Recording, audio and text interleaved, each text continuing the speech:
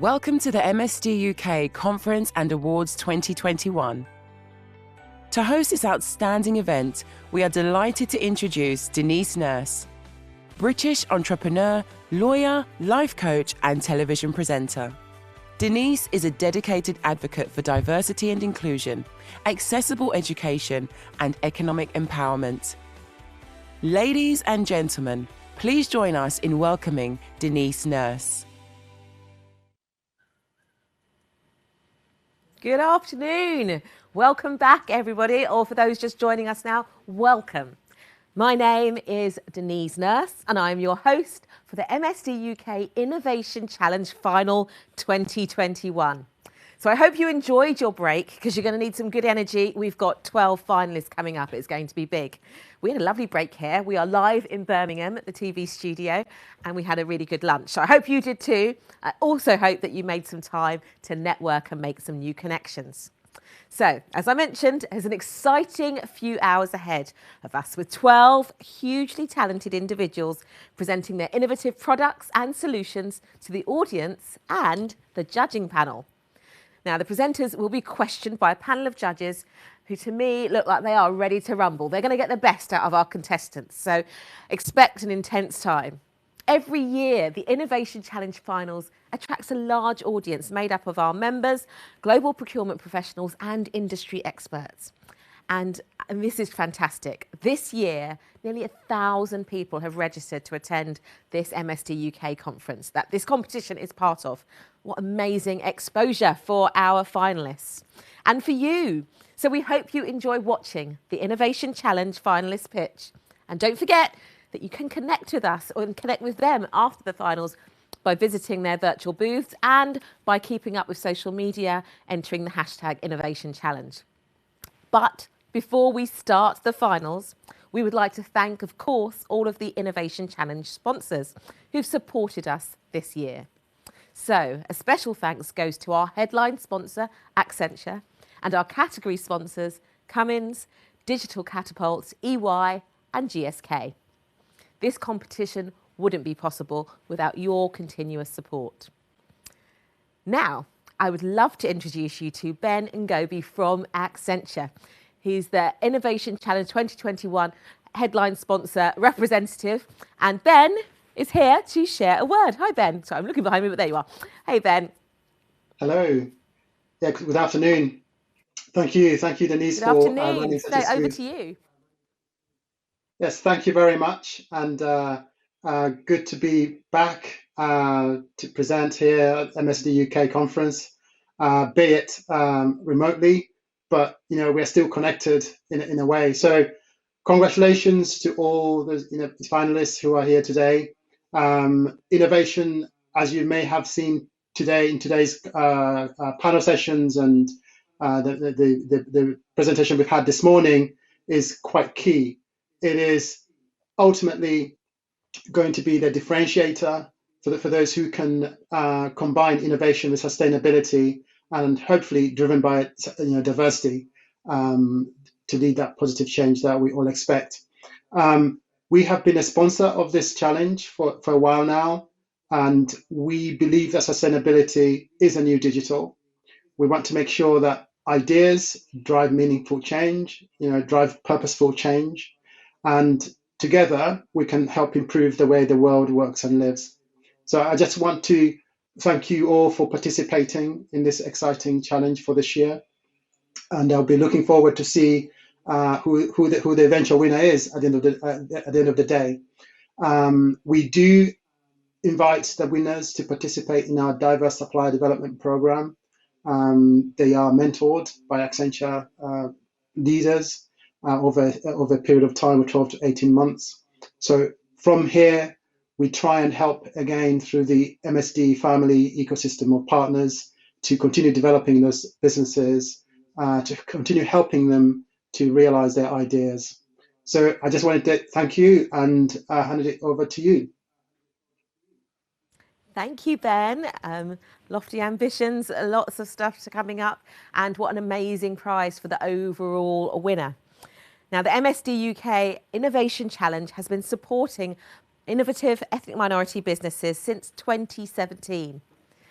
And to tell you more about that and what we've been doing over that time, I would now like to introduce Bao Chu. Bao is the Head of Ventures at MSD UK. He's going to give you an overview of the MSD UK Innovation Challenge this year. Hello, Bao. How are you? I'm good, thank you. Oh, fantastic. So I'll right, over to kick you. off. Okay, thank Yes, you. please. So good morning, afternoon, or evening, depending on where you're joining us from today around the world. Welcome, everyone. I hope you've been enjoying the conference so far, but there's definitely more great stuff to come today and tomorrow. I am so excited for this Innovation Challenge Finals, and I hope you are too. My name is Bao Chu, and I'm Head of Ventures for MSD UK, and it's my privilege to lead the Innovation Hub team, who have worked so hard with everyone else at MSD UK to deliver this final to you. The Innovation Challenge was created to be a platform and showcase the amazing innovation and business ventures by ethnic minority founders, despite all the challenges and barriers they face over their non-ethnic peers. From lack of privileges, social capital, and networks, MSD UK want to elevate these startups and connect them to global corporates. I will quickly cover the agenda for the Innovation Challenge, which will wrap up and finish the conference at around 6:15 p.m. today. Don't worry, we will have breaks in between the 4 category pitches. The timings on the screens are there for you to see. We have 4 category pitches running for 30 minutes each. The programs and awards will start from 5:15 p.m. I would be eternally grateful if you are active on social media or not, to please tag us, mention, share, or retweet about the Innovation Challenge or conference. Please use the hashtag MSDUK Innovation Challenge and hashtag MSDUK Conference. Let's give those thumbs a really good workout, hey? The Innovation Challenge is now actually in its 5th year, but this year's Innovation Challenge was a little different from previous years. The main theme of Innovation Challenge has always been about amazing ethnic minority founders and better ideas for a better world. However, with sustainability being one of the society's biggest priorities, this year's Innovation Challenge 2021 applicants had to also demonstrate how they are contributing or aligned to one of the UN Sustainable Development Goals. So for this year's Innovation Challenge 2021 categories, this was Advanced Digital Solutions, sponsored by Digital Catapult, which was tied to UN SDG 9, Industry, Innovation and Infrastructure. Healthcare and Wellbeing, sponsored by GSK, aligned to UN SDG 3, Good Health and Wellbeing. Social Innovation, sponsored by EY, aligned to UN SDG 8, Decent Work and Economic Growth. Smart Buildings, Energy and Net Zero, co-sponsored by a headline sponsor, Accenture and Cummins, aligned to UN SDG 7, Affordable and Clean Energy, and UN SDG 11, Sustainable Cities and Communities. Now, what's a competition without a good prize? So this year's amazing prizes include a £5,000 cash prize for the overall Innovation Challenge winner. For each category winner, a Tuck School of Business scholarship with a collective value worth £50,000. From our headline sponsor, Accenture, and category sponsor, Digital Catapult, a 12 to 18-month corporate mentoring program with a collective value of worth £100,000. And lastly, and I may be biased here, but the best prize in my biased opinion, and that's a 2-year MSD UK premium membership for all the 12 finalists. So leading up to this final, we had 96 applications. And since 2017, this makes well over 480 applications to the Innovation Challenge over the past 5 years. It's been amazing to see the diversity of applicants, and ethnic splits are shown here for you with good representation in ethnicities. It's also been fantastic to see that the gender split between male and female ethnic minority founders has been evenly distributed from applications as well. Considering that the startup ecosystem is known to suffer from a lack of representation for females.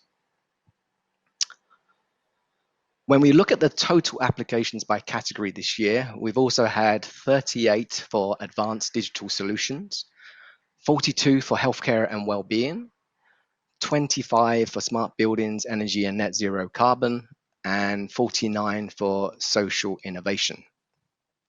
I know you're thinking these numbers don't add up, but I haven't got my maths wrong. We actually allowed applicants to apply to 2 categories that they believed they were relevant for. We were actually blown away by the caliber and quality of this year's applicants, demonstrated by the stats showing that 16 of our 20 semi-finalists had raised investment. Collectively, they've raised £13 million in investment and £2 million in grants. If that wasn't enough to convince you about the caliber and quality, how about this? Our finalists include an Oscar and BAFTA winner, multiple Forbes 30 Under 30, Web Summit finalists, and a top 100 Asian stars in UK tech. How incredible is that? Now, the Innovation Challenge wouldn't be possible without our generous sponsors. So from myself and the whole of the MSD UK team, a big thank you to Accenture, our headline sponsor, Digital Catapult, Cummins, EY, and GSK, our category sponsors. All our sponsors are committed to supplier diversity and sustainable innovations. And it's through their support that competitions like the Innovation Challenge can happen, allowing us to showcase these innovative startups developed by ethnic minority founders. From our sponsors, I would also like to personally thank the judges for giving up their valuable time to judge this final. Our corporate judges are senior executives and leaders within their respective companies. And we have Amanda Spencer, Head of Supplier Relationship Management from EY, Andra Login from Global Renewable Energy Category Specialist from Accenture, David Murta, Finance Executive Director from Cummins, Kenneth Sieber, Partnerships Director from GSK, and Ray Lamb, Chief Operations Officer from Digital Catapult. In addition to our amazing sponsor judges, we have 2 special guest judges. We have Masamba Sengho, he's the investment analyst at MMC Ventures, and Rodney Appiah, chairman at Cornerstone Partners. Our special guests will bring a critical investor perspective to our finalists today. So the judging process today will see each finalist give a 5-minute pitch. This will be followed by a 3-minute Q&A. The judges will then go on to a deliberation room to agree and select the winners. We will then start the award ceremony to announce category winners at 5:15 p.m. For each category, we have 3 finalists, and they will compete to be awarded category winners. And then an overall winner of Innovation Challenge 2021 will be selected. So the finalists for the Advanced Digital Solutions category are 10BE5, Breathe Happy, and Fact Matter. The finalists for Healthcare and Wellbeing are Fertifa, Tech64, and LatchAid. The finalists for Social Innovation are ZNotes, Tuck, and Matchable.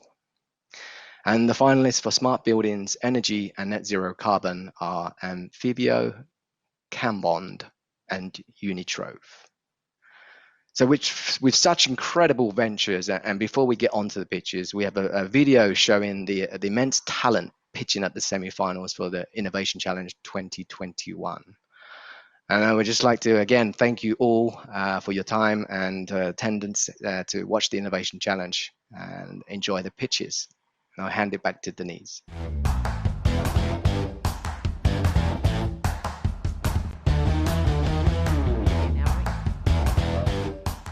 Let's start the MSD UK Innovation Challenge semi-finals.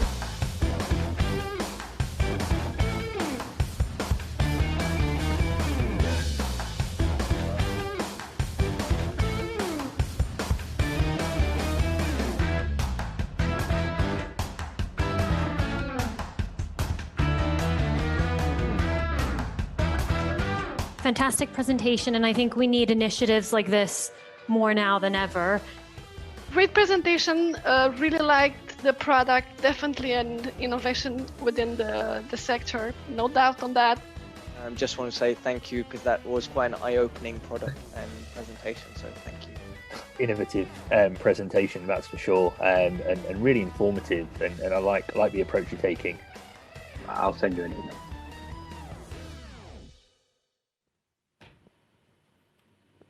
Wow, thank you, Bao.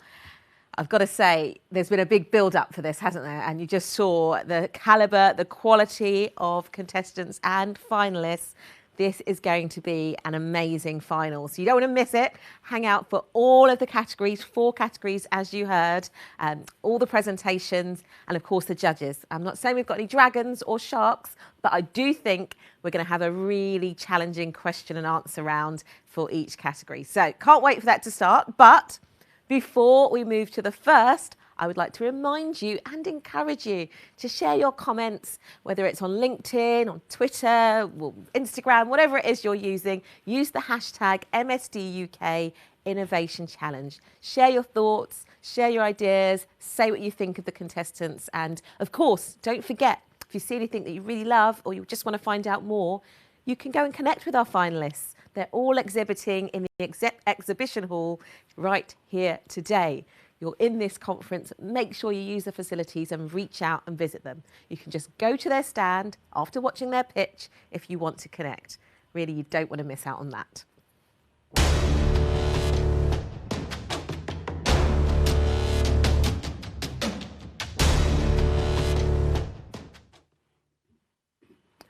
Okay. So here we are. It's the first round. It's the Advanced Digital Solutions category, sponsored by Digital Catapult. And our first finalist is John Kwan from 10BE5. Hi everyone, my name is John Kwan and I am the co-founder of 10BE5, a legal tech company based in London. 10BE5's mission is to make it cheaper, quicker and safer for companies to list securities. So for example, in IPO, typically a company has to prepare a very lengthy document known as prospectus. We build products that help automate the creation of this document. We currently have 7 paying customers. All of them are some of the largest law firms in the world, despite the fact that we only launched the first product in late 2020. So the problem that we are trying to solve is that in capital markets, as I know through my time in practice, is a lot of the work is very time consuming and error prone. A lot of that is actually done by individuals who are frankly overskilled and qualified for many of that task. And for companies, the problem is that so after listing, the team is generally very lean, and that makes it very hard to meet this searching activity around reporting deadlines. And for external advisors, oftentimes a lot of the work done is not really recoverable in terms of fees because of fee caps. And even if they were, that generally leads to really unsustainable hours for staff, which is a big problem in industry. So in terms of the solution, so using our domain knowledge, my co-founder and I were both corporate lawyers. We are building products that help automate some of the mechanical tasks that we used to do, spending hours and hours doing. Specifically, we have 3 main product lines. One focuses on automating financial disclosure. The second one focuses on other sections of prospectus. And then we also do a bit of the verification work around the drafting. We also automate the research and benchmarking work that goes before. So oftentimes you want to see what peer firms has to say, for example, in the risk factors section. So a deeper dive into the first product, numbers to narrative. What it does is that it ingests financial data. It performs the necessary calculations, and followed by that, it also flags unusual trends, gives you the discussion, and it also refreshes when the numbers change. So more concretely, let's go for an example. So if you have a set of financials in Excel, this is income statement. We also do PDF and Word and other data formats.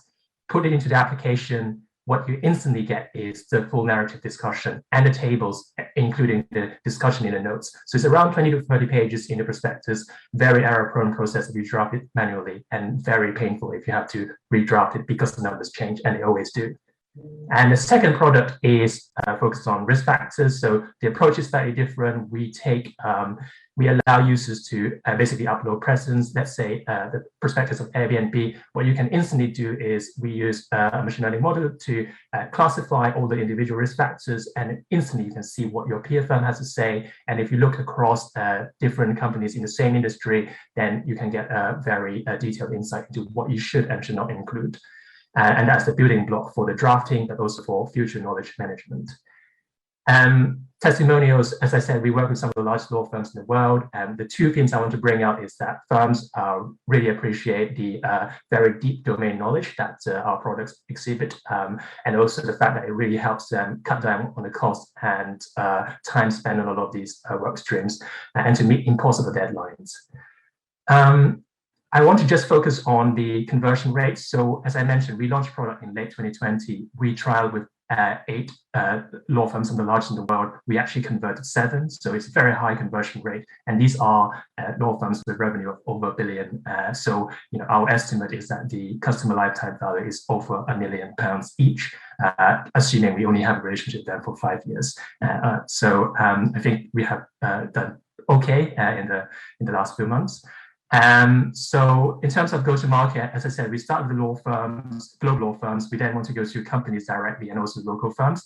And we want to do it through referrals and also through working with other players in the ecosystem, such as the accounting firms, the banks, and the stock exchanges. We want to then release further products, cross-sell them, and eventually we want to be the go-to vendor for this kind of work. So just quickly on the team, we have a very diverse team, a range of backgrounds, 7 staff today. We are a mix of lawyers and technologists. And we are also very lucky to have secured a partnership with Cleary Gottlieb, one of the largest law firms in the world, who was my employer. And we also work with many of the very senior finance, business, and accounting professionals in the industry. So this concludes my presentation. I'm very happy to take questions on any of that. Thank you. John, thank you so much. And that was John from 10BE5. Have to admit, a little bit biased because I'm a former lawyer, so understand what you're talking about there, John. But it's not for me to question, it's for our judges. So I'd like to introduce our judges who are going to put forward their questions. Be nice. But they do have 3 minutes only, and they've got to ask the questions and get the answers. So first of all, let's go to Ray Lamb. Hi there, thanks Denise, and thanks John, great presentation. I'll be quick because there might be other questions from other people, but I've got so many, but the one I wanted to ask you first was, who are your competitors? So who might people use rather than you, and why should they use you? What gives you the advantage?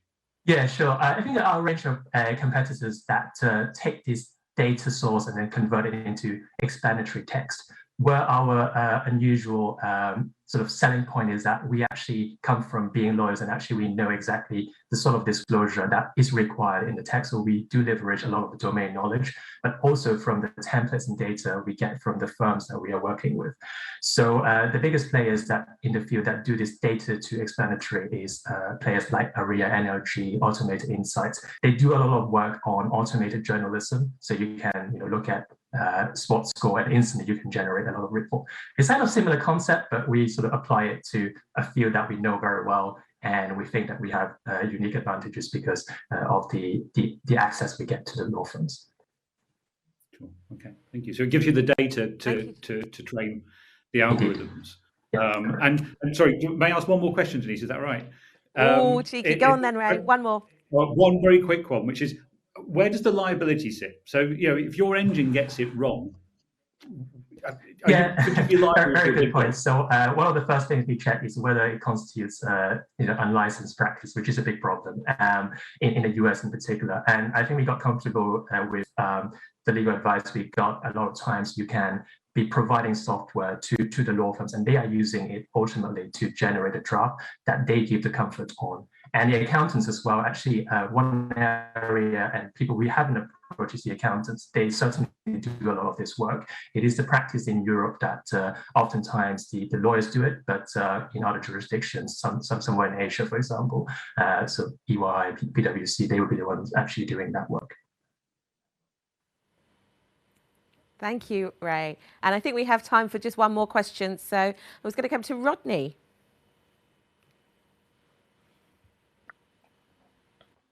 Hi, everyone. Hello. Can you hear me? Great, fantastic. Great presentation. Thank you for that. I guess my key question, I had two quick questions. One was just trying to understand what is the pain point for the client base that you're selling into. Clearly, right now, they're managing without a solution like this and are proceeding on a sort of a manual process.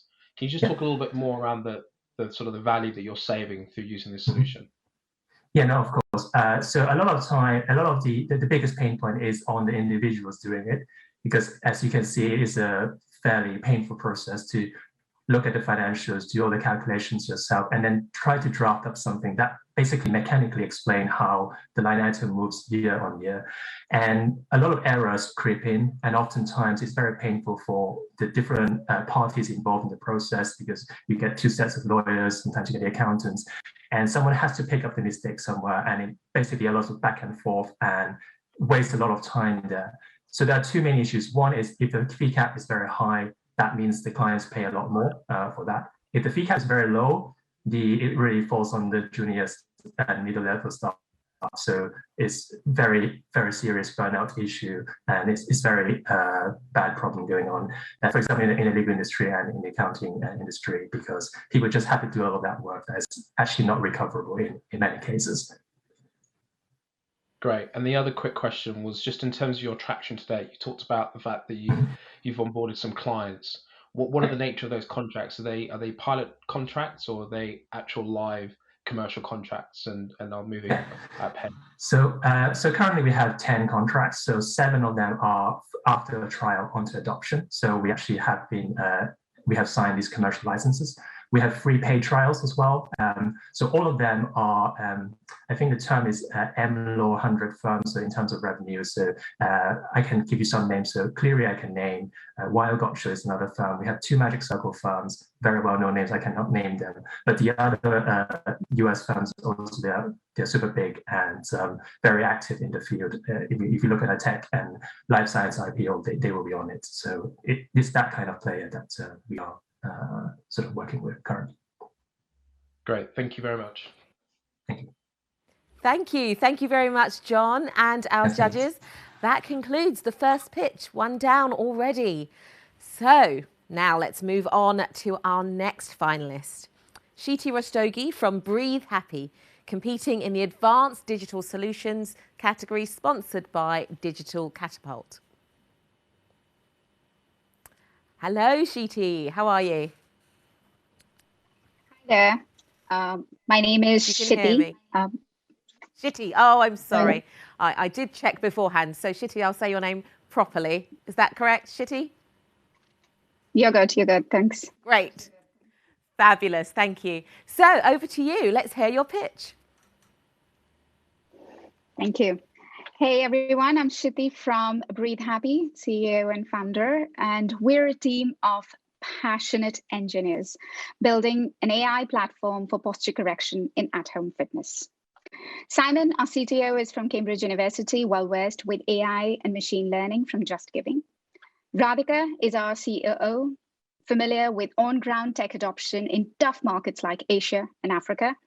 And myself, CEO, I've done consumer marketing and user acquisition across US, UK, and Europe in Wall Street Journal, PepsiCo, and Britannia.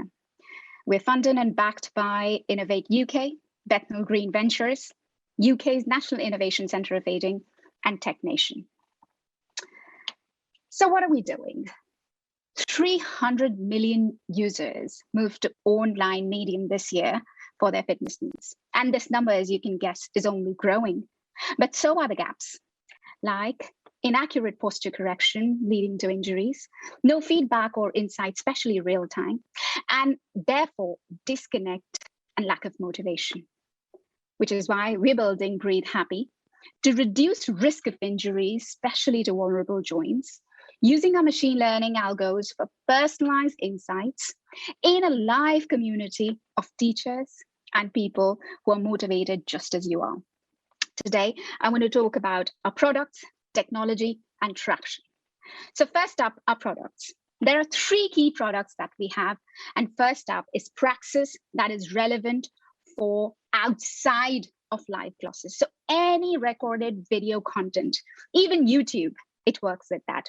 All you need to do is click and search for the YouTube content, click on the button Train with Me, and just like that, you can train with your favorite YouTuber or your fitness instructor with real-time feedback, mapping the joints in your body. So you can do this right now on praxis-ai.letsbreathehappy.com. But if you're more like me, who's for live classes, then Yogsha is for you. It's a video platform for live classes with pose estimation. Here, the instructor, Rupali in this case, takes you to a personal mode in a group class. You heard that right, which is why it's a very popular B2B SaaS tool with our teacher training studios and corporate yoga teachers. And the third one is a longevity platform called MBC Move Breathe Connect, popular with elderly. In a pilot research supported by UK's National Innovation Centre of Aging, it led to 95% improvement in physical health, driven by joint mobility and better balance, and 84% improvement in mental health, driven by lower stress and better sleep. Now, about our technology. Our AI models are built from 2,500 hours of our own classes with real bodies, real background, no computer-generated images. These are videos.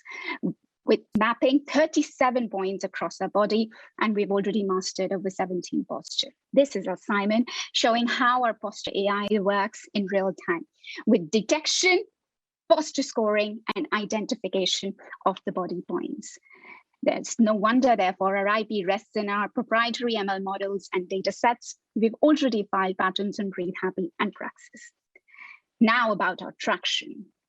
Praxis and Yogsha, with our unique AI models, are fit as B2B SaaS tools and are popular with yoga teachers, teacher training studios, and corporate employee wellness platforms such as Hika, Mintago, and Longevity. MBC is a user-generated platform with an 8,000 community of users and 90% retention. 95% users recommend us with 9+ NPS rating on our instructors. But more importantly, our Instagram is full of lovely user testimonials, which literally are the reasons for us to wake up every day. We have worked with United Nations and Government of India, featured in Tech Nation report, ranked amongst top 50 wellness startups in UK, and amongst top 100 personal health companies in the UK in £250,000 Innovate UK project. We are playing in a big market indeed, which is 30 billion across the world. And in the next 10 years, we are targeting 10 million of that with UK, US, and India. And now our acquisition channels are open with healthcare platforms such as UK's National Innovation Centre of Aging, corporate platforms such as Hika, Longevity, Cards, and FinTech employee players, and fitness players such as yoga teacher and teacher training studios. So that's my time. I'm open for questions now.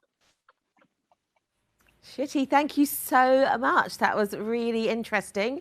Shitty from Breathe Happy. Now it's over to the judges. It's question time again. As a reminder, we only have 3 minutes for the Q&A, so keep those questions tight and the answers straight to the point. And I'm going to start with Amanda. Hi. Hello. Can you hear me? Hi, Amanda. I can hear you. I only had... I'm well, thank you. I only had one question for you, and that was around the business model itself. And I know that you predominantly go out to yoga schools, gyms, etc., and that seems to be your channel to market. And I'm just wondering if you thought any further, particularly around things like schools and education, because posture starts and habits start forming very young.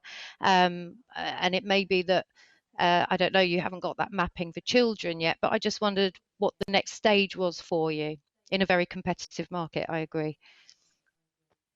You're absolutely right, Amanda. So our data sets currently are trained on the elderly population, as you can imagine, the posture correction being absolutely relevant for them.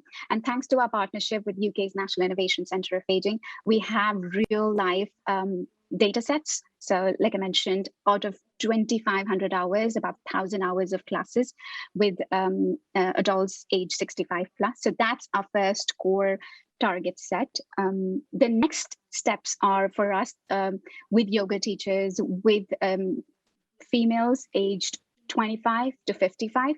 That's a second target group, which is mostly B2C. And the third target set is that of with corporate employees. So we've got Hika, we've got Nintago, we've got Arcus Global. So that's sort of the age profile that we're looking at.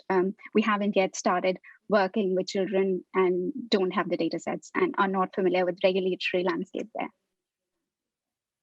Thank you. Thank you. Thank you, Amanda, for that question. And now let's move to Masamba. Shitty, thank you for the pitch. This was really interesting. I guess one of the questions that I had was related to sort of the split in resource across the business, just because, of course, what you're doing is really interesting, but there's a lot going on across the live classes, across the longevity platform and Praxis as well. I guess what's the split in time and focus, and where do you see the largest opportunity for you to go out there and make as great an impact as possible?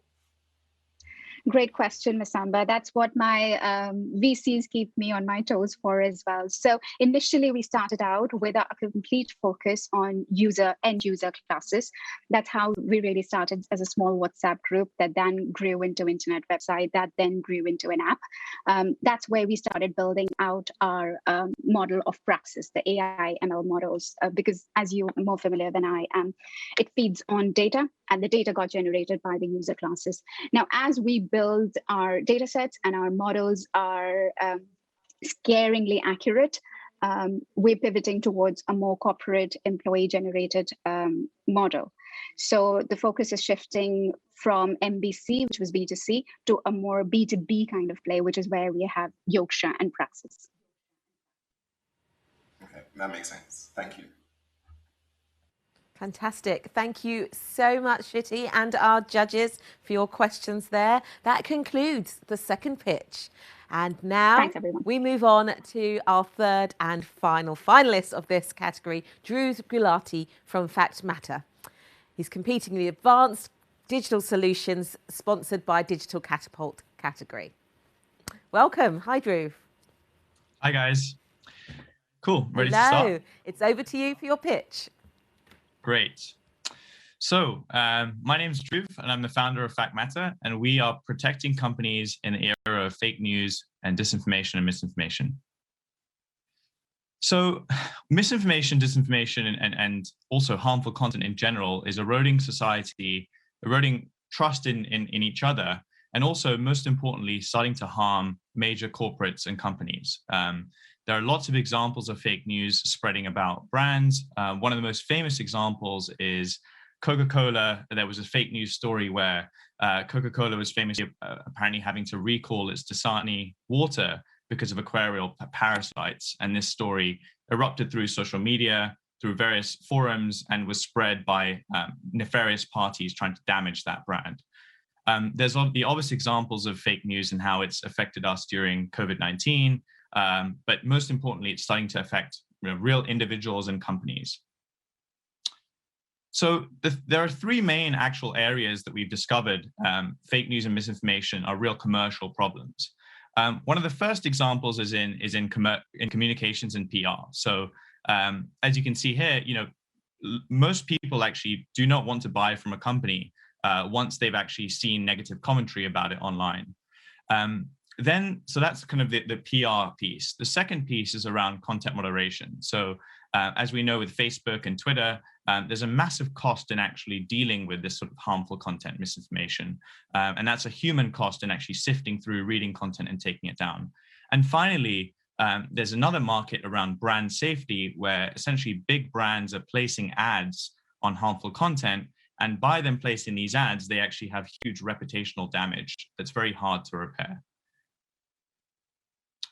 So what Fact Matter has been building is helping everyone have the tools, particularly large brands and corporates, to detect harmful information about them that might damage them, might be threatening, and most importantly, actually have the tools to protect themselves, so take action on that harmful information. So we have three main ways that we do this. We have a solution that's able to take in any text content, so whether that's news articles or tweets, and give it a score across 19 different dimensions of harmful content, including if it's sexist, if it's racist, if it contains a propagandist tone, if it's clickbait, and if it's controversial in nature. And that's what we use for content moderation. The second piece of our product is in the middle around narrative monitoring. So we're able to take any topic and actually track in that topic what rumors are spreading. So for example, in Coca-Cola, we would pick up that narrative right when it was starting to erupt. And finally, we actually build tools for consumers to actually use the same technology to help them navigate online content. We've got a very unique approach of how we built this AI because we've actually enlisted experts in various subjects to actually train it. So we give them questionnaires, we build human-in-the-loop systems that ask them questions around how biased a piece of content is, whether it's hateful or not. And we find the people who we think are least biased as possible to actually make those judgments. We use that data set to train our AI. So as you can see here, for our brand product, we built a threat score product that allows any brand to know how threatened it is on social media, whether it's ad placement or whether it's actually narratives. And finally, we're working on systems that can actually give them suggestions on counter narratives they can use to counter this disinformation. We also provide this technology to moderators to actually, for example, as you can see here, find scores of what's going through in their systems and their platforms and what they should take down. We've worked with major platforms like Taboola, a billion-dollar company, to take down harmful news websites. We've taken about 75 major propaganda websites down because of our help with them last year. We have been working on vaccine hesitancy with the WHO, showing them narratives spreading about COVID-19 and giving them suggestions of people who could spread counter narratives to encourage people to take the vaccine. We've helped people like Huawei, who had major brand rhetoric issues around how they're linked to the Chinese government.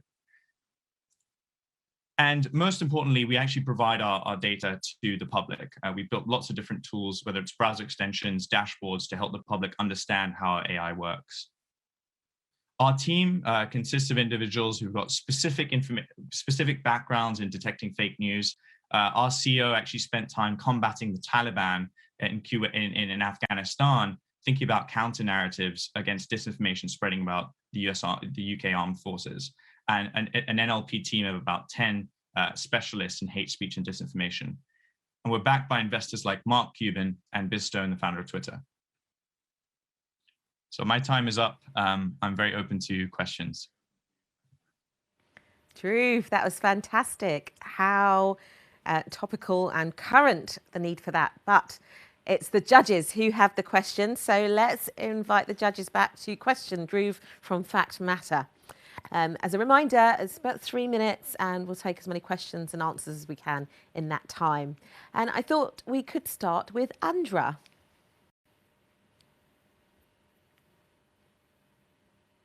Andra, I think you're on mute.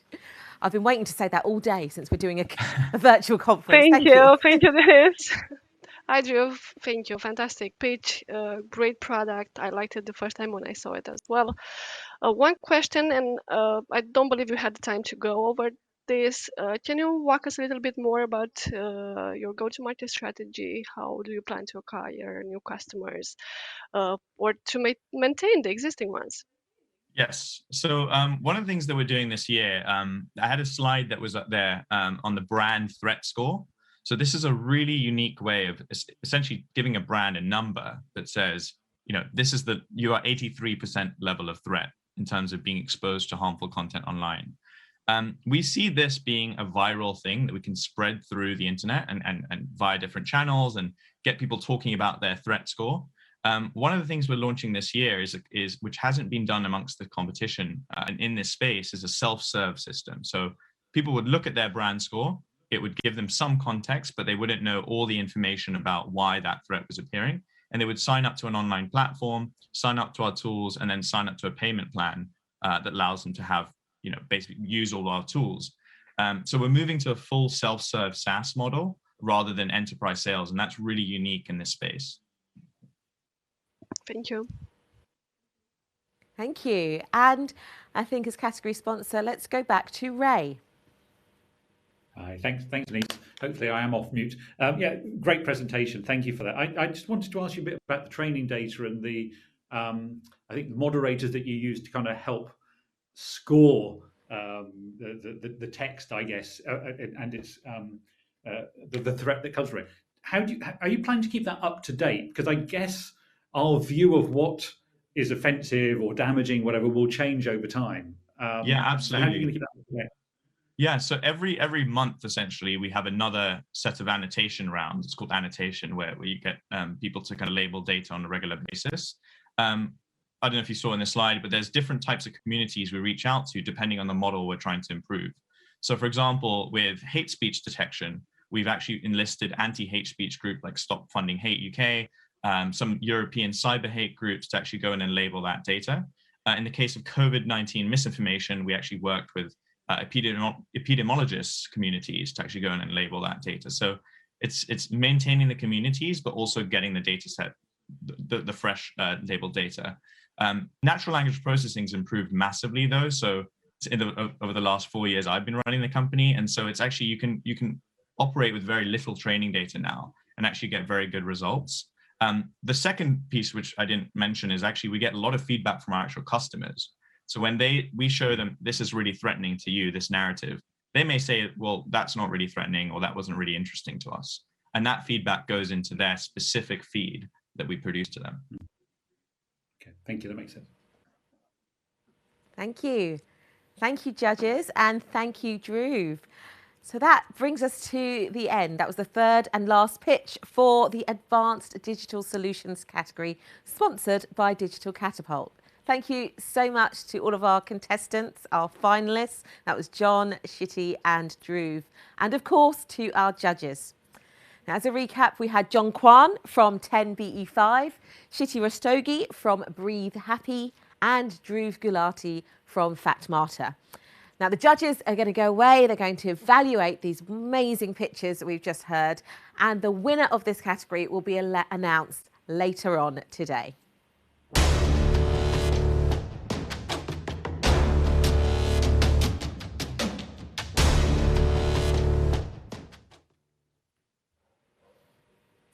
Okay, moving on. That was an amazing first round, but it's now time for category 2, healthcare and well-being, sponsored by GSK. Now, our first finalist in this category is Tony Chen from Fatifa. Hi, Tony. Hi, good afternoon. Good afternoon, welcome, and over to you for your pitch. Thank you. Good afternoon, everyone. My name is Tony Chen. I'm founder of Fatifa, a fertility and reproductive health benefit provider. So it came from my personal experiences when I went into a fertility journey a couple of years ago with my wife, and it was so stressful with very little support in place. And when I look around, it affects such a wide demographic of people, not just couples, but single women, men, and LGBTQ group. So hereby today, we are talking about 6 million UK employees going through fertility journey with 90% feeling depressed and 42% feeling suicidal. We are also talking about 30 million additional women who are going through menopause with half thinking about leaving their jobs. So it comes with no surprise to me that reproductive health topped the corporate health benefit agenda. And despite such a surge in demand, there's a very little support into the funding in the workplace and the marketplace. So that's why here at Fatifa, we provide medically led end-to-end reproductive health services that make a real impact on experiences and outcomes while promoting diversity, inclusion, and well-being in the workplace. We cover from planning, treatment, third-party reproduction, miscarriage, pregnancy losses, all the way to well-being. So here's just a snapshot of our solution. So we typically start with the education and provide business support to foster an open work environment. We are proud of our clinical expertise, which means no waiting time, better quality control, and better informed decisions made. Our medical teams work very closely with national top labs, clinics, and well-being network to maximize chances of success, whereas our concierge team very dedicated on a one-to-one basis, leveraging tech-enabled solutions to try to shorten the pathway to treatment and maximize experiences. Last but not least, we also offer savings and financing vehicles for corporates to foster the employment treatment funding solution. So all our services can be delivered via a dedicated employer portal with our companion app to be launched in Q4 this year. We are in a very exciting, booming, and huge industry. As you can see from our US peers becoming unicorns one after the other within a very short period of time, and benchmarking against our peers, Fotifa is the only one with in-house medical expertise, global clinic network that covers the whole reproductive health and therefore making the maximum engagement and inclusivity in the corporate. In terms of our business model, we operate as both B2B and B2B2C. We can achieve a higher margin thanks to our vertical integration. In terms of our go-to-market strategies, we are the key opinion leader in the markets driving the thought leadership. And that means we have a robust organic inquiry flow, and we are #1 ranking in multiple Google searches. Second, we partner with a lot of third-party distributors, which expose us to hundreds and thousands of corporate prospects. Last but not least, we work closely with the industry associations and to drive the outbound inquiries and educate the market. So, in terms of the going forward expansion, we focus on product technology expansion as well as the international expansion. In terms of our traction so far, I think we have secured over $1 million rounds seed round funding led by Passion Capital, and we are very honored to work closely with some of the biggest brands such as Centrica, NatWest, and Virgin, where we serve hundreds of customers. It was the first Fotifa baby to be delivered by the end of the year, which is super exciting. So who are we? We are a very strong diversified leadership team led by myself, Nick Kwan, COO, and Katie Beck, CEO, who chaired multiple healthcare ventures in the past. We are a team full of benefit consultants, HR, sales and marketing, alongside customer service and tech developers. And we are looking to upsize our team to 35 people within a year's time. Reproductive health is going to be a key topic, ever important, and we have been through it. And that's why it drives us to make a wider impact on our society. So hereby today, to all MSD UK corporate network, diversity and inclusion champion, let's talk, let's work together, and let's make a real impact and bring this much needed support to over 20 million employees, not just in the UK, but many, many more in the global. Thanks very much for your time. I'm open to questions. Tony, thank you so much. Tony from Fotifa, an amazing presentation again, kicking us off nice and strong in this second category. Let's bring back our judges. Remember, we've got 3 minutes for questions, so we're going to keep them short and great, straight to the point answers, please. So first, let's go to Kenneth. Hi, Tony. Can you hear me? Yes, Kenneth. Hi. You. Hi, good. Well, first of all, what a fantastic pitch and what a fantastic business. You know, it's really cool to see. I guess, you know, one question I had, which was on my mind as you were listing out some of the competitors, is that some of them seemed extremely large and well-funded US-based competitors. I'm wondering where you see sort of Fotifa's unique points and how you're going to compete in that increasingly crowded space. Indeed, that's very good question. Thanks, Kenny. We are really confident in terms of our USPs, I think from mainly 2 perspectives. One perspective is the inclusiveness. So I think we really promote the whole reproductive health spectrum, you know, from the fertility, gynae, menopause, all the way to the men's health, covering employees from early 20s all the way to late 50s, regardless of gender, marital status and sexual orientation. So from that regard, we are a lot more inclusive than a lot of US peers covers, and that is vital in the corporate environment. Second bit that I would like to mention is the in-house medical expertise that we are really proud of.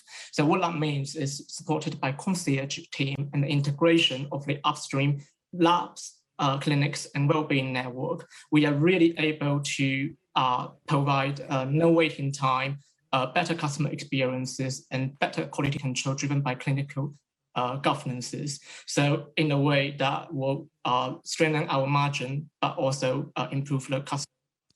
So I would say those are the two key barriers that we are building, and of course the local advantage as well, given this is an area that requires a lot of culture, legal, and an infrastructure setup, which will buy us quite a bit of time.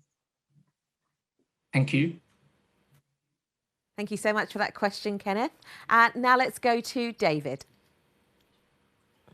Hey, thank you, Tony. That's a good presentation and a great answer there as well in terms of how you have your unique selling point. But you talked about a market of 20 million people and you talked about 35 in your company. How do you proceed to access that market? How do you market yourself to that group? Sorry, I just missed you for 1 second. Can you repeat the question? How do you plan to market yourself to the public, to get yourself seen? I can see that people like you if they know you, but how do they get to know you?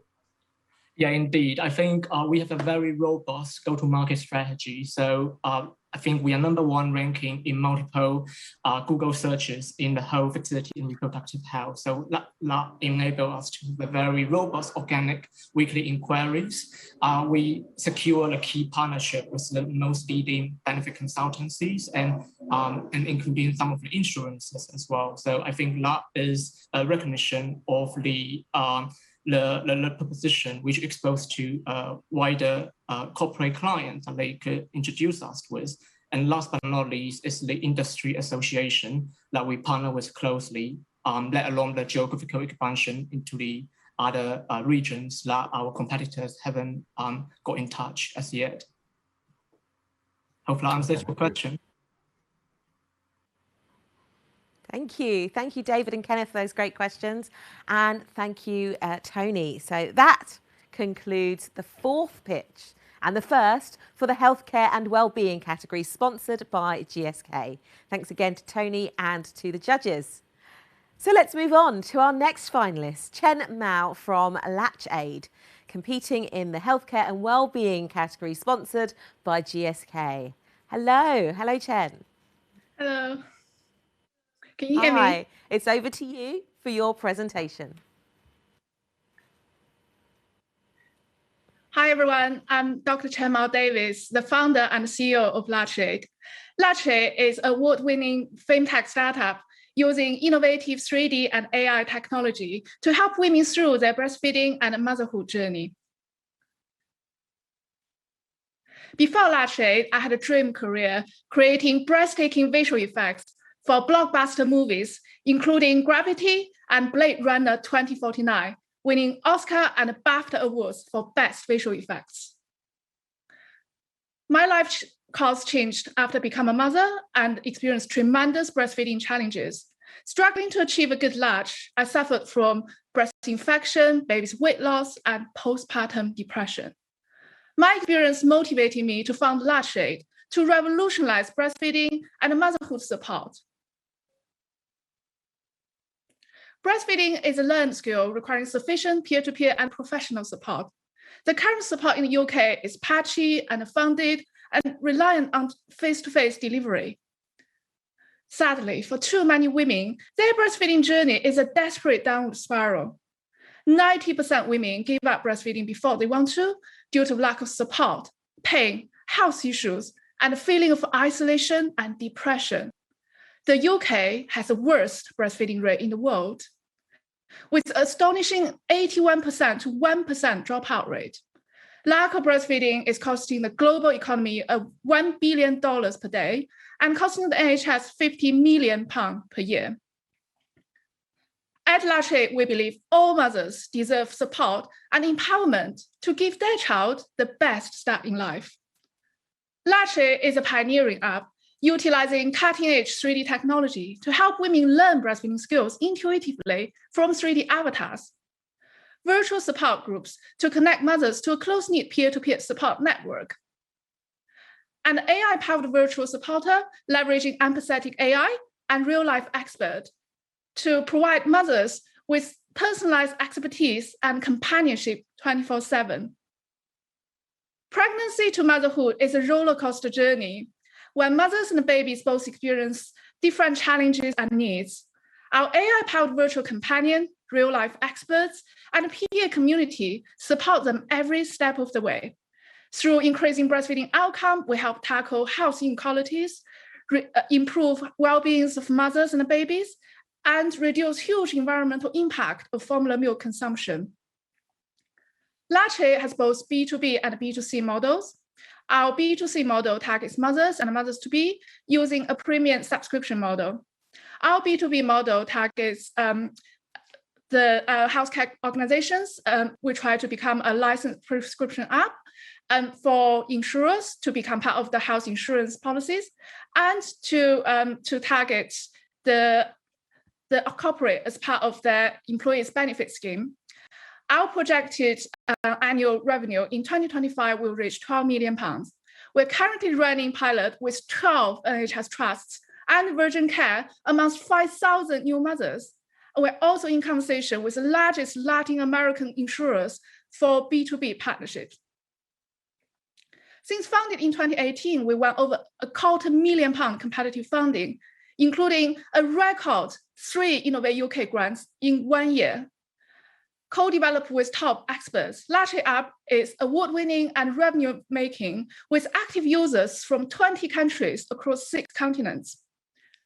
70% of breastfeeding mothers said that Latche helps them increase their breastfeeding confidence and skills in just 4 weeks. I won the prestigious Innovate UK's Women Innovation Award, recognized as a top female innovator in the UK. Women's health market is estimated to be worth over $50 billion by 2025. Latche has a total addressable market of 100 million users. Our vision is to become the global market leader and go-to breastfeeding and parenthood support app by 2023. We aim to reach our target market through paid ads, user referral, SEO, brand alliance, and B2B partnerships.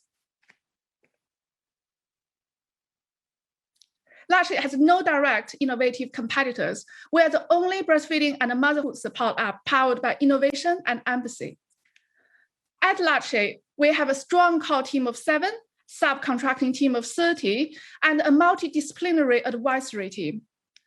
Every year, millions of mothers suffer from physical and emotional pain and give up breastfeeding regrettably. We are passionate about changing this. Please support Latche and join our mission of empowering mothers everywhere to give their child the best start in life. Thank you. Thank you, Dr. Chen. Thank you for reminding me that you are Dr. Chen, and we found our Oscar and BAFTA winner amongst our contestants. Another groundbreaking and really innovative pitch for us there. But now it's back to the judges who have some questions for Dr. Chen from LatchAid. So with our judges, I think we should go to Andra first for a question, please. Thank you. Hi, great presentation. You know, the first time that I saw you, I have expressed myself how much I love your product. I still love your product very much. In terms of today's presentation, I did saw, and it was one of the questions I had last time as well, but didn't get a chance to ask it. I saw some really interesting revenue projections over there. So would it be possible for you to walk us a little bit more on those projections, on your business model, and how did you foresee those numbers? Thank you very much. So our business model includes B2C and B2B, and the majority of our revenue should come from the B2B partners. And so we are already running pilot with 12 NHS trusts and Virgin Care. And our aim is to, after the pilot, after 4 months, we want to be able to secure the kind of license purchase from these trusts for at least 20% of women in their locality. And then we'll gradually work from here to expand to all 223 NHS trusts in the coming year. And from the second year, we are going to aim to focus also on the corporate employees benefit scheme, and we will start to expand to international countries as well, starting from the English-speaking countries and then to the world. We already started the conversation with largest Latin American insurers, including Unimed and SAMI, because they have huge breastfeeding population, and we'll expand to the Asian market as well. So our revenue basically will kind of build on kind of our targets for each year. Okay, thank you very much. Thank you. Thank you. Great question. And now I think we can hear from one of our guest judges, one of our investors. And so let's go to Rodney. Hi, Dr. Chen. Great presentation. And having known my wife sort of struggled originally with breastfeeding and the benefits that my son gained through it, I know it's a really important issue. So thank you for the work you're doing in the space. I guess the key question for me was, I completely get the app and sort of the visualizations in terms of helping mothers to kind of improve their latch. But what about mothers who are just struggling with other aspects of breastfeeding their kids, things around, for example, the pain threshold, things around just getting that bonding time with the baby? How do you hope to use technology to help mothers through that part of the process? That's a very good question. Thank you. So largely, one of the large USP is our AI-powered virtual supporter.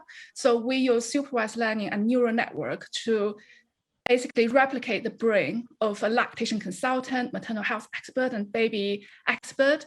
And we have already trained this neural network with 1,000 moms in the past 12 months, capturing all the questions they might ask about pregnancy, motherhood, and babies. And then we try to train our neural network to answer it as well as possible. And this is a collaboration between our artificial intelligence expert and our top maternal health and lactation consultancy experts. So this allows women to ask questions 24/7 to our AI chatbot. And 70-80% questions can be answered instantly with accuracy. And for 20% of cases, the mother can speak to real-life experts to get their burning questions answered. And this really provides that digital 24/7 accessible support for a new mom who is sleep deprived, struggling, and really reaching out for the help. Fantastic. Thank you. Thank you. Fantastic indeed. Great question and wonderful answer. That's the second of our finalists. I'm just checking in. How are you all doing? I am missing having people right here, but I know you're at home, I know you're watching, and I know you're loving this Innovation Challenge final. We've seen so many great contestants already, and we're now coming to the third in this category, the healthcare and wellbeing category, sponsored by GSK. You just saw Dr. Chen, and we're now moving on to Colleen Wong from Tech64. And this is our final competitor in the healthcare and wellbeing category, sponsored by GSK. Colleen, welcome. Thank you. Hi, everyone. My name is Colleen Wong. Love to hear your pitch. Sorry. Sure, thank you. My name is Colleen Wong. I'm founder of Tech64. I'm really excited here today to tell you about Shim, a new product and service that will make looking after retirement health simple and affordable. So just a quick story. So I started Tech64 about 5 years ago.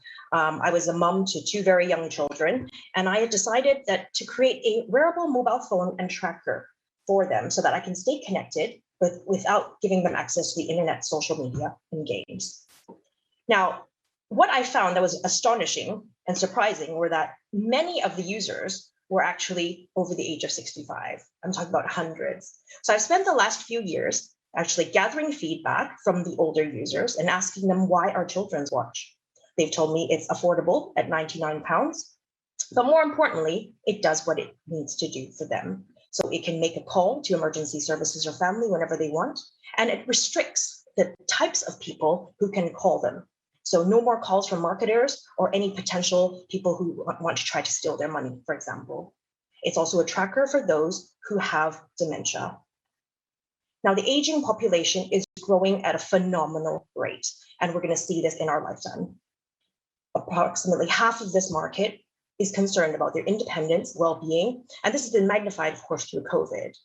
But what they're really even more concerned about is how their deterioration in mental and physical health may impact or burden their family, carers, and even emergency services.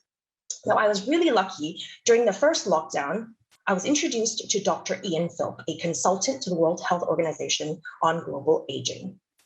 Now, he has spent the last 3 decades creating something called an ACT assessment.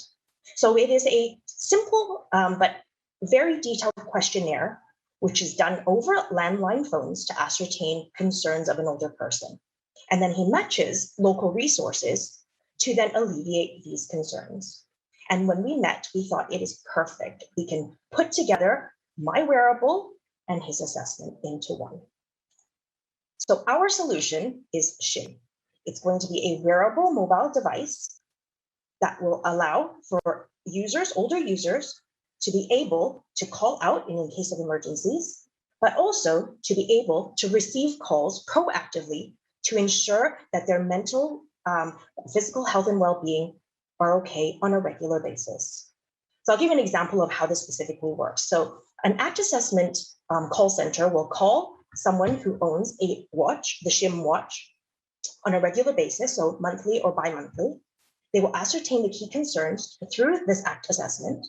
They will identify local resources that can help them alleviate these concerns, and then they will do a follow-up. We will then monitor the data and the trends anonymously throughout the services provided with all users. What makes us so unique is that we offer this proactive support. So it's preventative health. So whereas other tech products are there in case of emergencies, we do both. The benefits are astonishing as well. Dr. Philp has actually spent the last 10 years conducting the ACT assessment through landline phones. And through this feedback has found that it reduces an astonishing cost through public health by £33,000 per year, and also increases healthy life by a minimum of 1 year. Gator Watch has been used by over hundreds of those who are over the age of 65. Currently, 4 London councils buy our product for the elderly in their care. And now all of them are so excited that SHIM will come into the market because they want to try something that has a proactive element. Now, Aged Care Technologies, just this May, has won the largest UN Global Prize that was given to a service or product in the aging sector that will be determined to have the most significant impact globally. This is our senior team with both myself and Ian, and my CTO, who has worked for Tech64 for the last 3 years. As I said before, the global aging market is exploding. We're looking to initially just start in the UK market because we are based here. And with a 10% market share over the next 5 years, we're looking at a revenue of £43 million. We will sell to our existing customers, such as councils who are waiting for us to develop this product, and also to the current businesses that Ian deals with. We have Home Instead, the largest global home care service in the world, who are interested in deploying SHIM in the UK and the US. Our business model is monthly recurring fee of £15 per month per user. What makes us unique is that we'll be the first product of this kind to offer a proactive service, and also our team, who have extensive knowledge in the global aging space. Thank you. Happy to answer any questions you have. Thank you so much, Colleen. That was another brilliant pitch, and the last in this category. So that's Colleen from Tech64. Let's bring back our judges for questions. 3 minutes, short questions, and enough time for Colleen to answer. I'm going to come to Amanda first. Hi, thank you for that. It was an incredible pitch, and I can really see how that product can develop into various different communities. But one thing I didn't hear much about, and I'd just like to explain a little bit further, is around the sustainability of the product and business model. So the supply chain ethics through the production, etc. Just briefly, if I may. Sure. So in terms of supply chain, we're going to be using our existing manufacturers. and providers for manufacturing and design that we are currently using for MyGator Watch. The business model is basically developed alongside our current business model, which we have tested. So the successful parts are the monthly recurring revenue. It's currently £10, and we're going to increase it to 15 based on the additional service of the proactive support. People are very happy with the £10 now and would actually honestly be willing to pay more. What we are going to change based on feedback of our business model is that currently we sell the hardware itself for £99. And what we're actually going to be doing this time around is to give the device away for free. We want to saturate the market quicker and get more adoption. Thank you. Thank you. Thank you. Thank you. Thank you, Amanda. Thank you, Colleen. And I think now we'll go to Masamba. Masamba, do you have a question? So I do. Colleen, thank you for that pitch. That was great. I've actually got a question around the efficacy of the watch and the testing that you've done.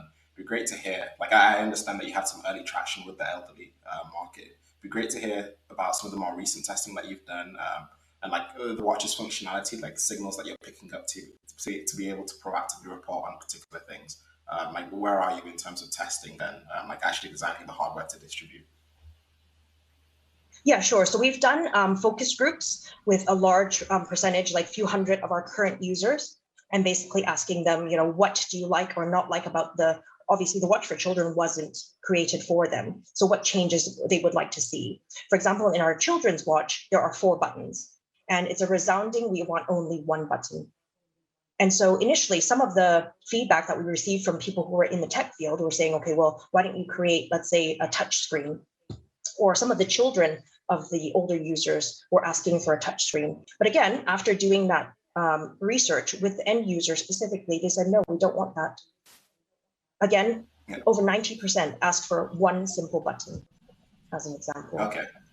Okay, fair. And so, Colleen, if I may, could I actually just ask one more question? I'm conscious of time, but I was curious. Oh, yeah, sure. Like, the wearable market seems to be a busy one, and there seem to be wearables coming out in every shape and size.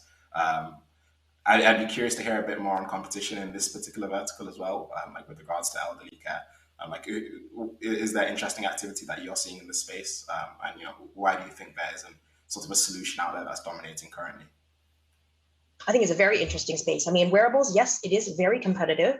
However, a lot of the tech out there for wearables for the elderly are such things as buttons around the neck, or just either simple trackers or things that work via Bluetooth, so within a restricted area. Also, there are no proactive services on any kind of even mobile phone for the aging market, such as the brand Doro. It's a simpler smartphone, but again, no proactive service. So I think in terms of competitors, we are different because we have that proactive service, and with not just any service, but with a service that is recognized by the World Health Organization. Okay, that's great. Thank you, Colleen. Thank you, Masamba. Thank you all. Thank you, judges. I know you're all dying to ask more questions, but that is it for the 6th and last pitch in the healthcare and well-being category, sponsored by GSK. So thank you again to Colleen and the judges. Now, as a recap of this first section, the first 2 categories we had Tony from Fatifa, Dr. Chen from Latjade, and Colleen from Tech64 in this second part. And the judges are going to evaluate the amazing pitches that we've just heard. The winner will be announced later on today, so stay tuned. I know if you're like me, you've been blown away by the innovation. I mean, the simple innovations like listening to your customer, just asking them what they want. It might be different to what other people think they should have, which I think is amazing. And just seeing the novel ideas turned into viable products. This is a tough competition, and we've only seen the first 6. Now, right now, we're going to have a little break. So you can go, have a quick refresh, cup of tea, network, mingle, check out any breakout rooms, go in and check a participant and see if you can network, connect, exchange details. And of course, you can go and find any of the competitors that you've just heard and check them out in their booth in our virtual conference. So we're going to take a break. We will be back at 3:30 for the final round with our final 6 entrepreneurs pitching in the last 2 categories. We'll have smart buildings, energy and net zero carbon, sponsored by Cummins and Accenture. And then we'll finally have the Social Innovation category, sponsored by EY. See you soon.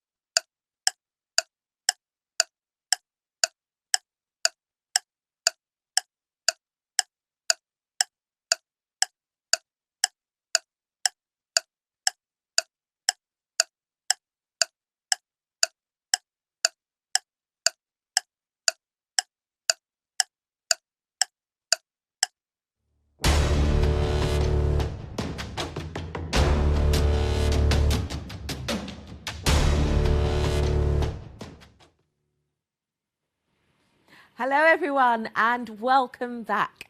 How are you doing? How are you feeling? Did you have a little stretch? Did you have a walk? Did you practice some yoga? Have you been mixing and mingling? I hope you've been getting out there, networking, connecting, arranging to meet up, whether in person or virtually, and doing some fantastic business, because that's what this is all about, or just exchanging some knowledge. But now we're back. And before the break, we saw our first 6 finalists in our Innovation Challenge Awards 2021. And they were the first 6 from the first part of this event. But if that was not enough, we have another 6 for you. 2 more categories, another 6 entrepreneurs with their innovative, disruptive ideas lined up for you in this next session. But before we jump into those pitches, let's just take a look at the impact the Innovation Challenge has had over the last 5 years.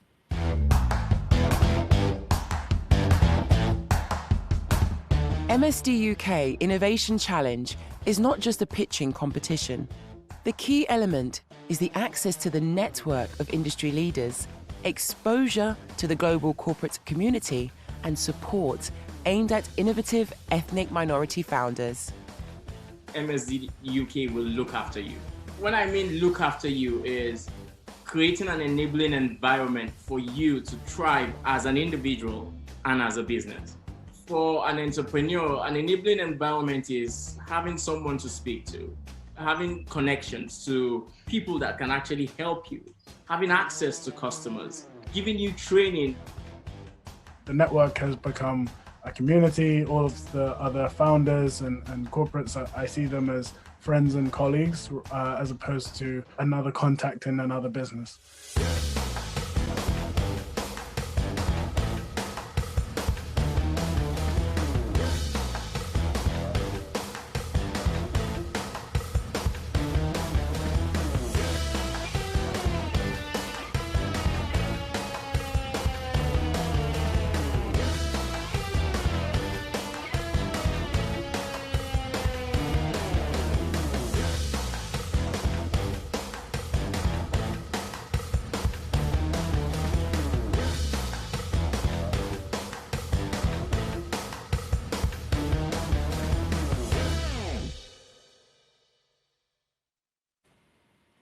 Ooh, it's so good, isn't it? What an impact over the last 5 years, and we're continuing that today.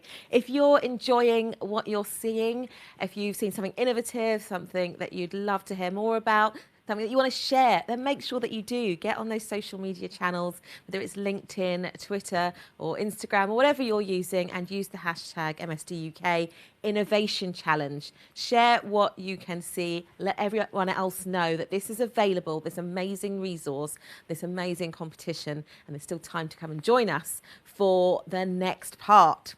So let's get back to it. Let's say good luck to the next 6 finalists, and we're going to move on now to our next category. So a big welcome to our next finalist, Yoon Kamai from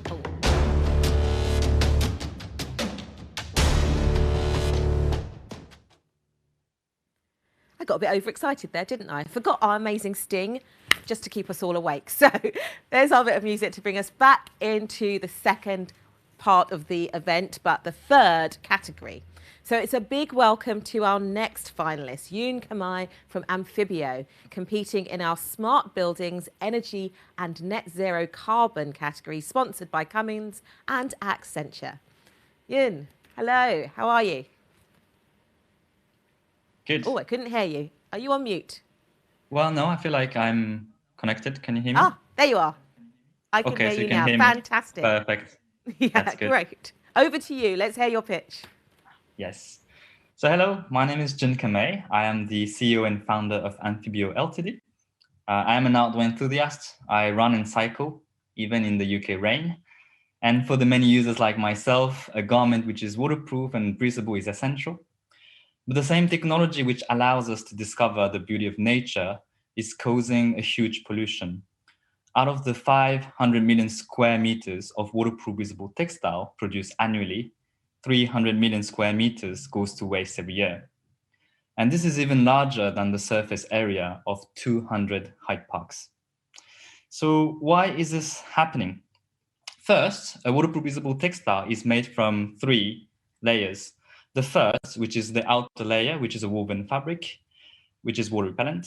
The second layer, which is a membrane, waterproof and breathable. And finally, a third layer to protect the membrane. Conventional performance textiles such as Gore-Tex are made of different material glued together, and that makes it impossible to recycle. It also uses a toxic PFC water repellent coating.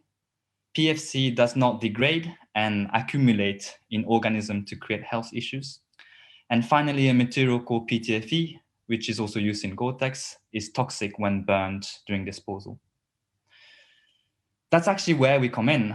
We have developed Amphitex, the first and only waterproof breathable textile to be fully recyclable, PFC and PTF free. So we've identified a new water repellent material, which is only 1/3 of PTFE cost, PFC free, and we use it to make all of the different layers for the waterproof breathable textile with. And so that results in a product which is fully recyclable at the end of life. The material that we've chosen is also inherently water repellent, so there's no need for coating. And the benefit for the outdoor enthusiast is obviously it's free from harmful PFC, but also the water repellent is everlasting compared to other conventional textile. And finally, we don't use any PTFE in the membrane, so no issue there. So we have 3 patents pending covering the fiber and fabric, membrane technology, and the lamination of the different layers into the performance textile. So who are the competitors? Obviously Gore-Tex. They are the industry leading company, but they're expensive and rely a lot on the use of PFC and PTFE. There's another company called Sympatex, which is a sustainable alternative, use a similar design principle, but lower in performance. And there are other, such as Dimpora and Expo, which specialize in making non-PTFE membrane, but their products are not recyclable. So our product is the only textile to be fully circular, PFC and PTF free, competitive in price and high in performance. So the global outdoor market, textile market, is huge and keeps growing every year. We are targeting the EU and UK waterproof breathable textile market because of new regulation on PFC and end-of-life responsibility, which are pressuring outdoor and sportswear brands located in EU.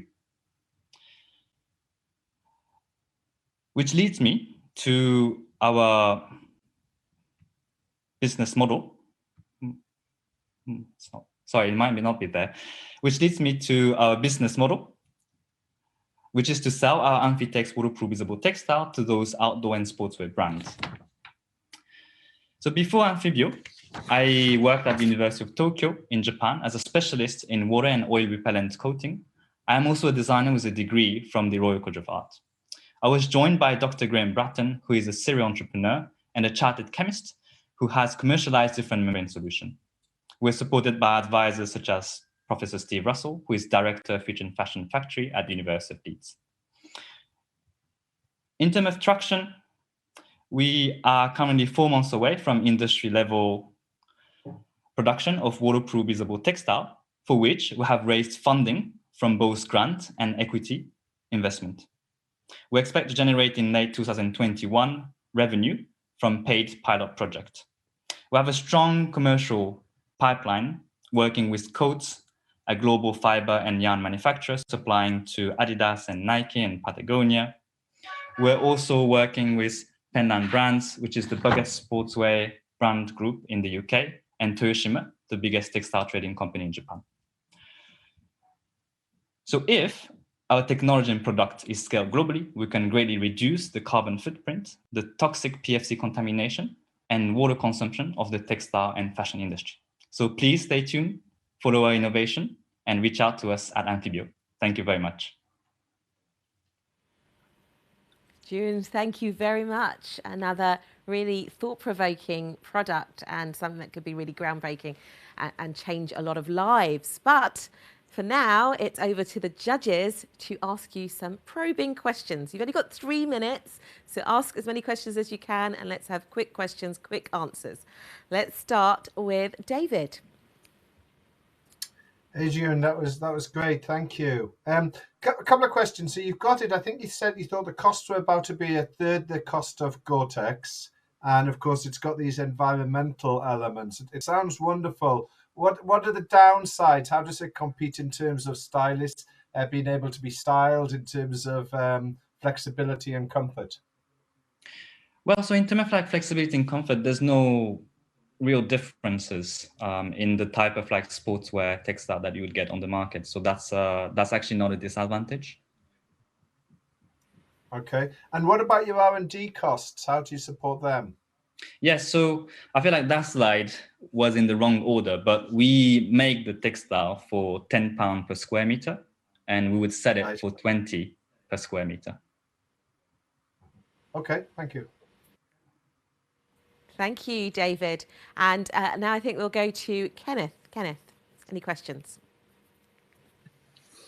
Yeah, so I guess my question will be a follow-up on David's, because you mentioned a couple of competitors, big and small, and you mentioned that the performance was higher from your product compared to the competitors. Is that performance noticeable by the end user? I.e., will I, as a kind of wearer of your product, be able to notice this improved performance, or is it more subtle?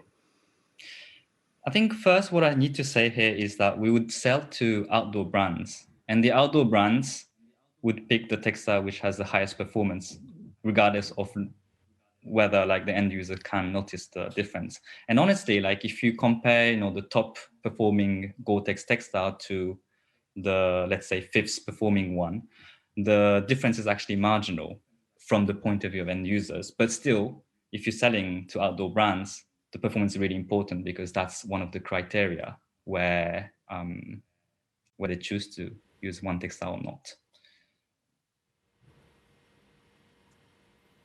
Thank you. Did you have, you've got time for a short follow-up question if you want one, Kenneth? No, I'm clear.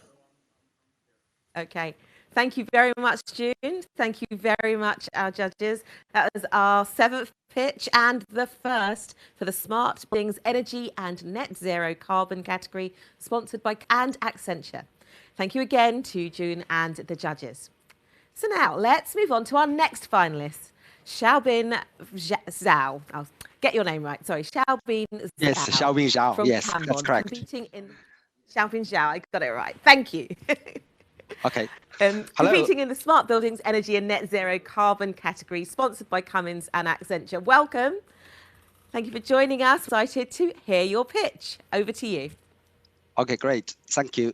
Good afternoon, everyone. I'm Xiaobin Zhao. I'm the co-founder and CEO for Cambon. We do stick business to turn manual waste into innovative bio-based adhesives. So to talk about a little bit about my background, I'm trained as a biomaterial scientist. I've been working in academic for quite a long time. I published many books and also worked for Johnson & Johnson in tissue fillers for cosmetic surgery. In 2008, I realized I need to do more for impact business, do business for good. So I started working on solving problems like the pollution for plastics and also the food waste.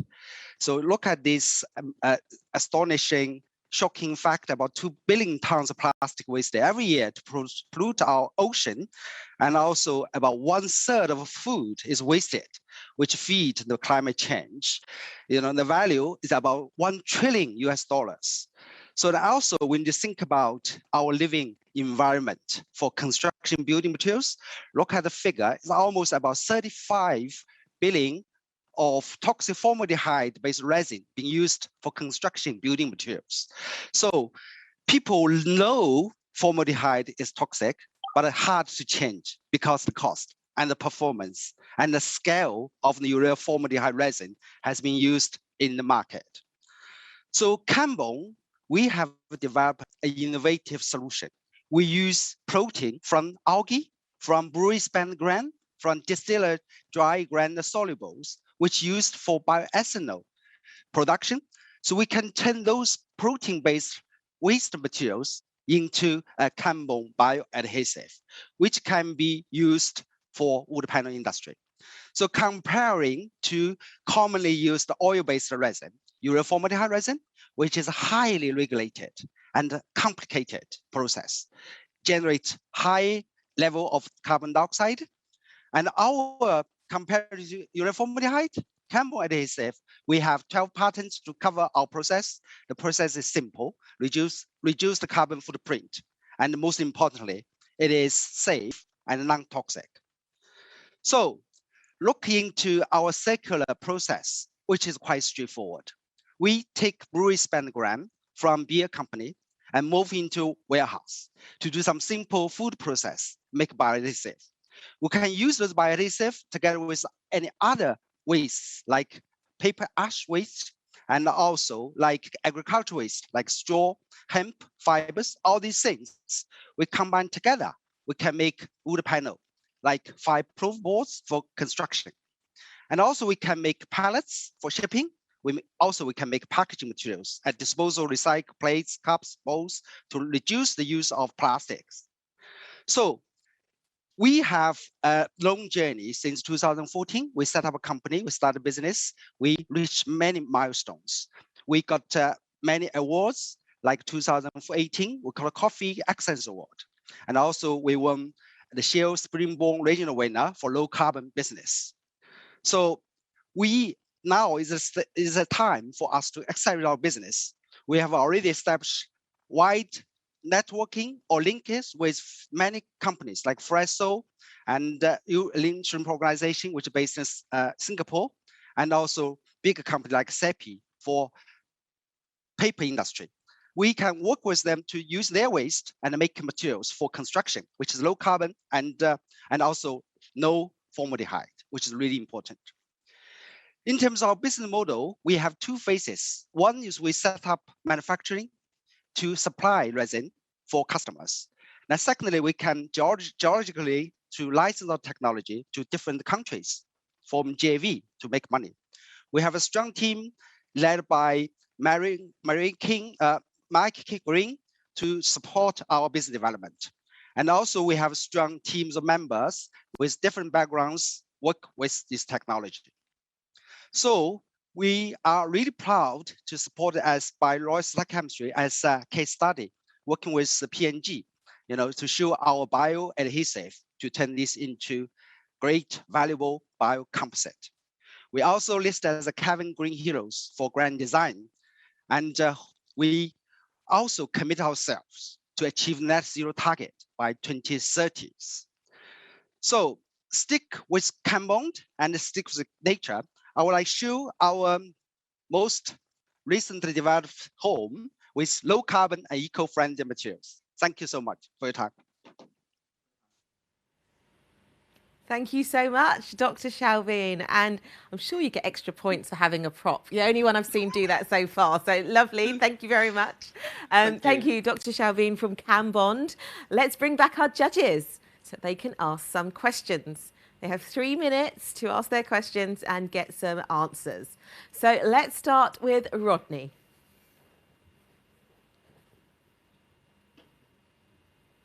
You're on mute. I'm getting to say that more and more as the afternoon wears on, which always makes me laugh, always makes me smile. Hi, can you hear me? There we go. Yeah, I can. Yes, we can hear you loud and clear. Thank you. Hi, Dr. Xiaobin.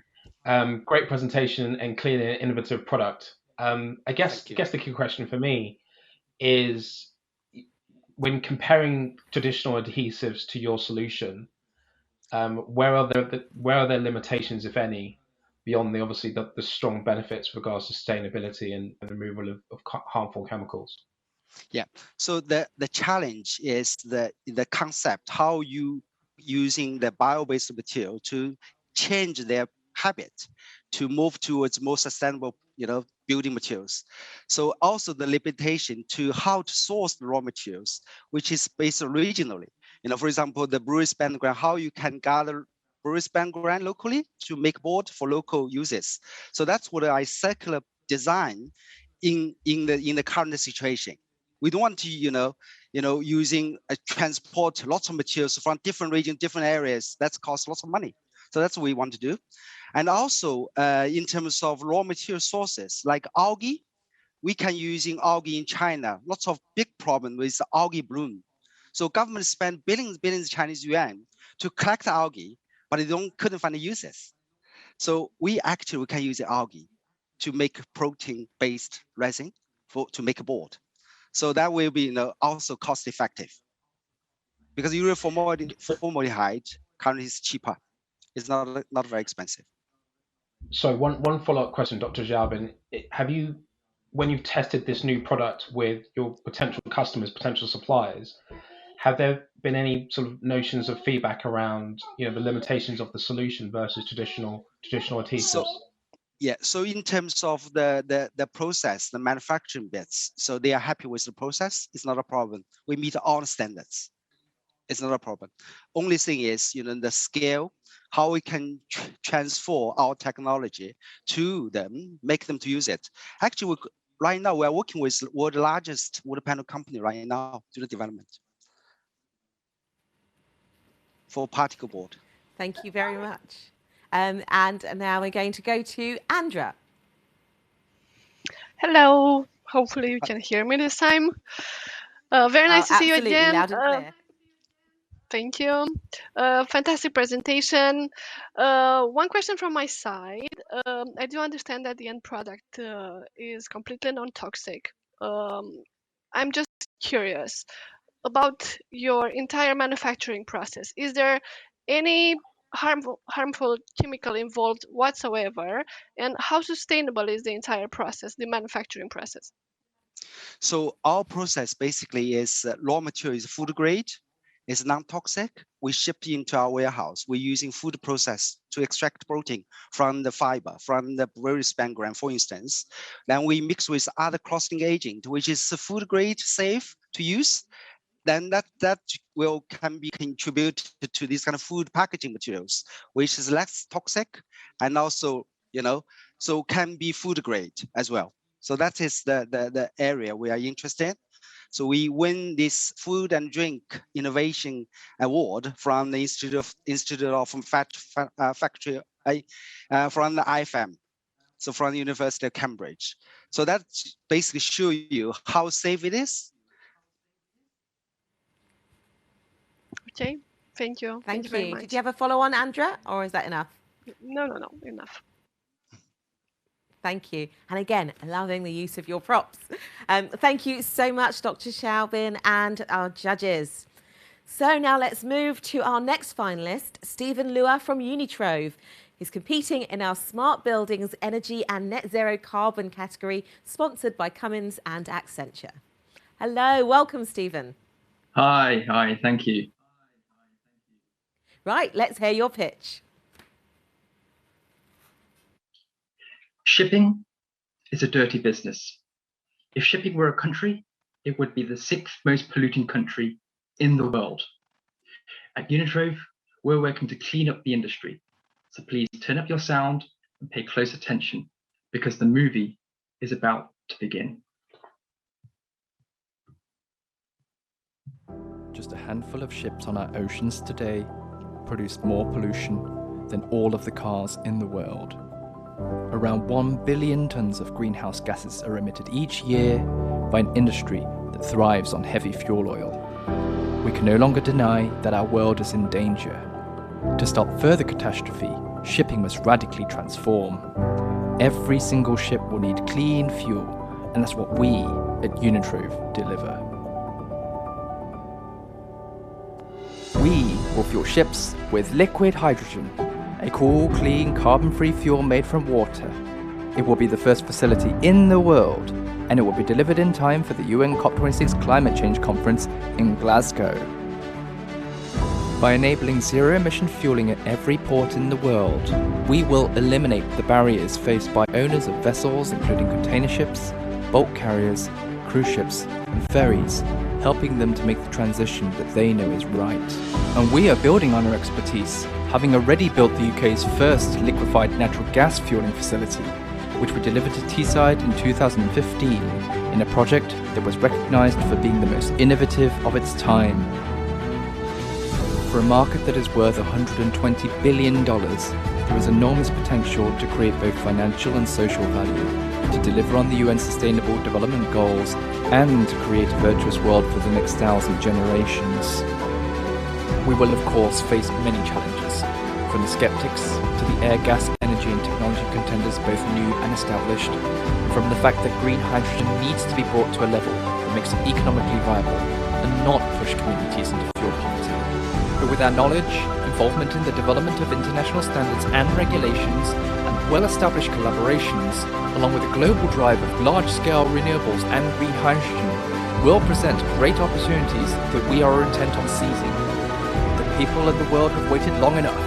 With governments on our side, we will revolutionize the industry. Together, we are stronger. United, we are better. We, Unitrove, will take shipping to where it needs to be. We are leading the way, building the next generation of smarter, more powerful infrastructure with artificial intelligence and blockchain technology to drive down costs and to provide safer, more robust, autonomous fueling possibilities. We are gearing up and are looking for investment and partners to help lead our charge to an initial public offering, which we plan to deliver before 2026, and to roll out the necessary infrastructure to truly make a difference.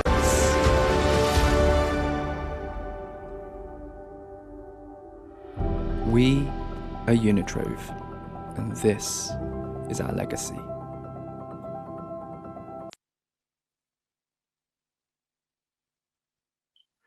So we're extremely proud to be building the world's first liquid hydrogen ship fueling facility, and we're already making the headlines. Our technology acts as a critical interface, taking clean fuel from transportable containers and delivering it into receiving ships. We will generate various income streams by providing this infrastructure as a service. The ship owner only needs to tell us how much fuel they want and where they want it. The key opportunities are both financial and environmental. We've broken down these opportunities by vessel type. Container ships represent our biggest target market. So we've taken the effort to collect detailed information on individual vessels, allowing us to assess the impact and to refine our business case.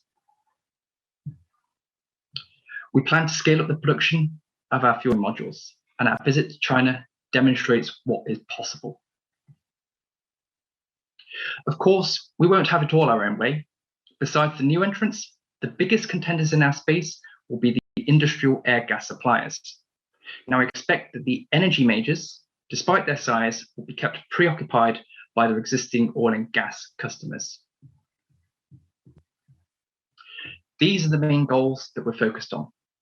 Profits are important, but they must also be delivered sustainably. Thank you for listening, and I welcome any questions. Thank you so much, Stephen. Not just an innovative product, but an innovative presentation and pitch as well. So let's bring back our judges. We've had Stephen from Unitrove, our last contestant in this category. I'll get my words out. And we've got our judges, who've, I'm sure, got some very articulate questions to ask. So let's start with David. David, what do you have? Hey, thanks, Stephen. That's interesting, not least because it's an area our own business is getting a little bit involved in.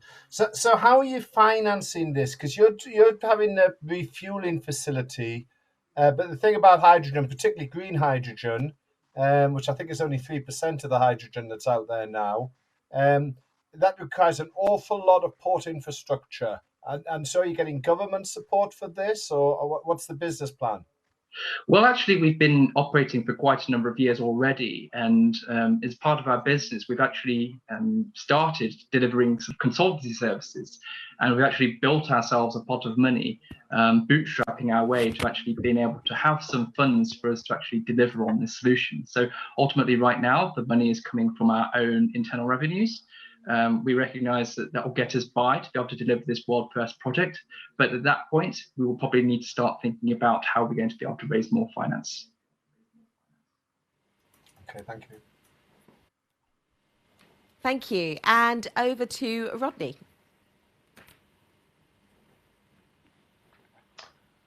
Hi, can you guys hear me?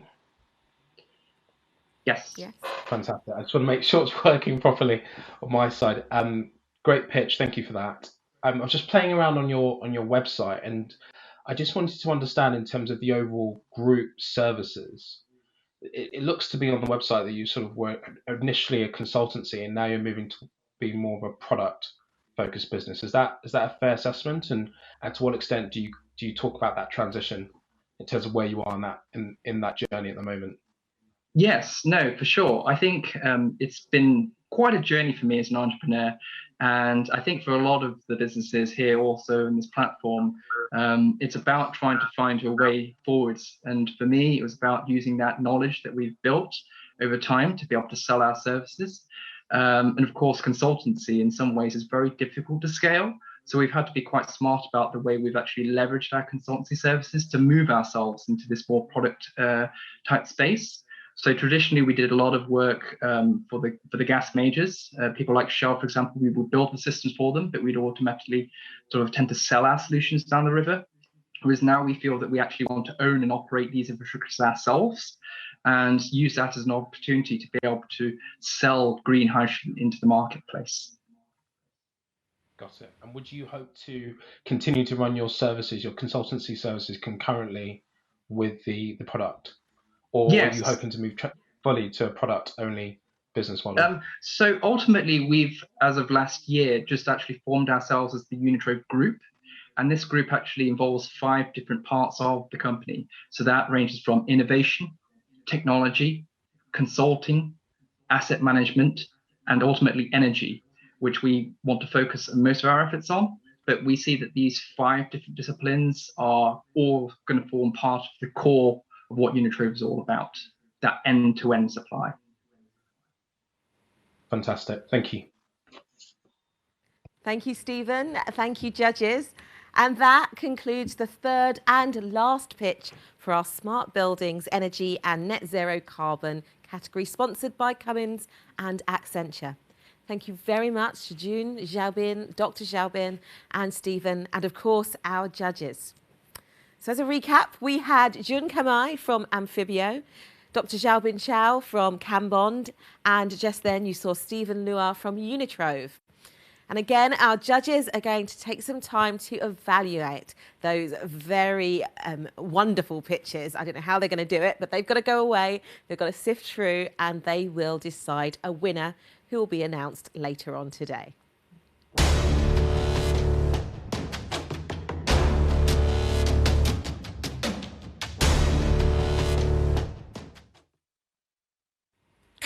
So that's it. We're into our 4th and final category. Welcome to the first round of the Social Innovation category, sponsored by EY. And our first finalist is, and the overall 10th pitch is Feng Wai Ng from Matchable. And please tell me how to pronounce your name. I did ask, and I hope I got it right, but make sure I do. It's actually Wai Feng Ng. Feng for short. Ah, there we go. See, this is why you have to ask. I will get it right. Wai Feng. Lovely to meet you, and over to you for your pitch. Thank you so much. So hi everyone, my name's Feng. I'm the founder of Matchable, a matching platform where cause meet skill and also certified B Corp. So did you know that there was an accelerating volunteering trend with $5.1 billion already being spent by Fortune 500 companies on employee volunteering every year? And in fact, demand for volunteering brokerages is currently outstripping supply, with over 50% of companies already preferring to use brokers to find volunteering projects. Although COVID has accelerated the volunteering trend, it's also highlighted that existing B2B platforms and brokerages are inefficient. So only 1 in 8 volunteers were matched out of the 750,000 that volunteered for the NHS. It's expensive. It can cost up to £5,000 per match. Slow, taking up to 6 months on average to match. Passive, reliant on the non-profit and volunteer to find their own projects. And also manual. So brokers often use a consulting model to customize volunteering programs for companies. So what's the solution? Introducing Matchable. We're a B2B platform where companies and their employees get matched to innovative, skilled volunteering projects at impact organizations. And that includes charities, social enterprises, and impact startups as well. So we've reinvented volunteer matching. So it's quicker, 13 times faster, more efficient with 100% volunteer match rate, cheaper at an average of £2 per user per month, scalable through our digital platform, and engaging and tailored through data analytics and personal recommendations. So why us? As of Q2 2021, we've signed contracts and onboarded over 32 recognized brands, including Ella's Kitchen, ServiceNow, Deutsche Bank, and Kazoo. We're available to over 6,000 employees, and we've seen over 800% growth in revenue in the first half of this year. We also have now over 300 nonprofits and startups on board on the supply side. We are backed by and also funded by some of the world's leading charities, including the British Red Cross and WaterAid, and we have big plans to build a scalable and defensible matching platform like the Stitch Fix or the Netflix for your next volunteering opportunity. We believe that CSR and volunteering is a high growth market. There's been a 6 times increase in company spend on employee volunteering since 2009, and CSR SaaS is now reaching its peak in the more mature American market, where Benevity is now one of Canada's largest startups. Your Cause was bought out by NASDAQ-listed Blackboard, and Salesforce have entered the market as well with their philanthropy cloud. We know that Salesforce don't enter small markets. But there is space for something new, combining the scalability of CSR SaaS with the tailored engagement of the traditional brokerage and all adapted for the future of work, differentiated through the curation and sourcing of our projects. So what does a project look like? We matched an edtech platform, for example, called Evolve Education, with volunteers at one of the world's most innovative companies, ServiceNow, to help build their tech platform ahead of launch. So how it works is pretty simple. Volunteers register. They then set their preferences in terms of cause, skill set, time they have available, and interests, and that takes 60 seconds for a matchmaking quiz. And they then pick a project out of their top 3 recommendations, and they get matched to the impact organization and make their impact. Our business model for corporates is a monthly membership, which is based on company size. And we also have another route to market, which is B2C2B, where we list on L&D platforms and platforms as well. We never charge the impact organizations for match. Over the next 5 years, we're looking to grow EBITDA to 24 million at a margin of 53%. And this is based on 15% month-on-month growth and UK only. And we believe this is a conservative estimate, as we're already exceeding our 2022 target, and we've also launched global pilots. We're raising 1.5 million EIS qualifying, and we've already had 450k of this funded through an oversubscribed angel round at the beginning of this year. Between us, our team have over 30 years of experience across big corporates, social enterprise, and big, fast-growing startups. That has been me. My name is Fung, and I'm happy to take any questions on Matchful or anything else. Thank you.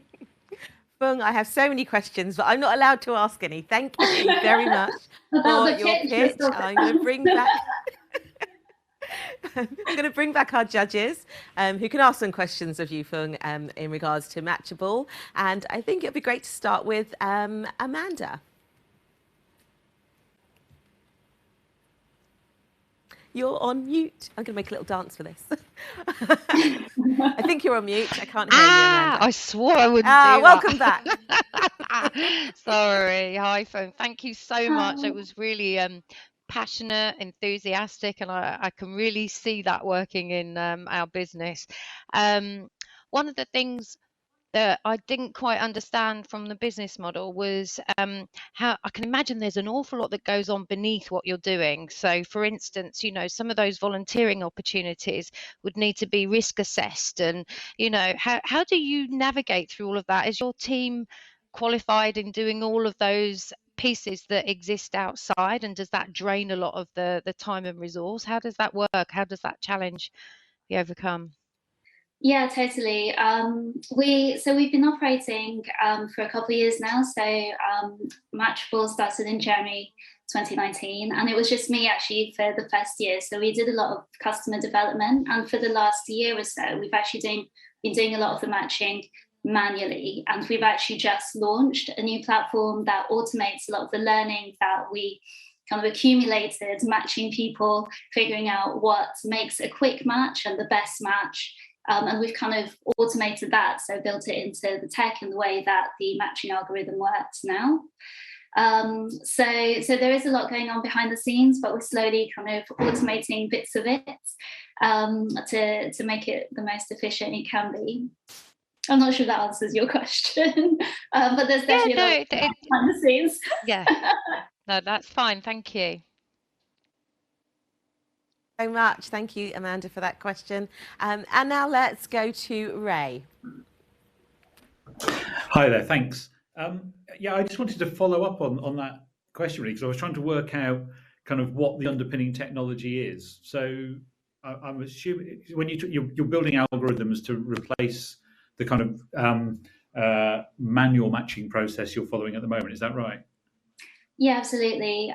So at the moment, or previously, what used to happen was what happens with volunteers is it's a very easy kind of thing to forget that, you have this ability to go and find these amazing volunteering projects. So what we used to do very manually was kind of like push them recommendations that we thought would fit their interests or their skill set. And through doing that, we actually figured out, the different kinds of personas, not to go into all the detail, what would actually make people tick and mean that they are more incentivized to volunteer, more likely to pick up a project. And what we've done now is we've kind of translated that into the algorithm that we use to match them based on different weightings, etc. So it does feed them the top 3 projects that they're more likely to pick. And the admin and logistics around kind of like matching the organizations with the volunteers is now also fully automated on the platform as well. So we're just trying to make things faster. And do you have any evidence of that then making the success rate high? If you think about the success isn't just a match, it's a match that's then fulfilled. So yes. Do you have any evidence that actually you can drive better fulfillment to the organizations looking for volunteers, for example? Yeah, so that's definitely a work in progress at the moment. So you just launched this new platform. So the goal is to kind of make sure that we make the best matches, so increase the number of people getting matched. And then obviously like the kind of lagging sort of indicator will be fulfillment of projects as well. Okay, thank you. Thanks. Thank you so much to our judges and to Fung from Matchable. So that brings us to the end of our 10th pitch and the first of our final category, social innovation, sponsored by EY. So thank you very much again to Fung and to the judges. Right, we're at our penultimate now, only 2 more to go. Can you believe it? You still with us? Still excited? So much innovation, so many disruptive technologies and ideas, and we have 2 more. So let's move on to our next finalist. Dhruv Rampura and Neil Taklar are finalists from Tuck. They're competing in the social innovation category sponsored by EY. Hello, who do I have here? Neil or Dhruv? You're both of us. Nice to meet you. Oh, there you are. I can see you both. I can only see one. But which one am I talking to now? I'm Neil. Nice to meet you. Hello, Neil. Hello, Neil. Hi, Dhruv. It's over to you. Give us your pitch. Fantastic. I think we're ready to go. Okay, let's go. 3, 2, 1. Hi, I'm Neil. And I'm Dhruv, and we are the co-founders at Tuck.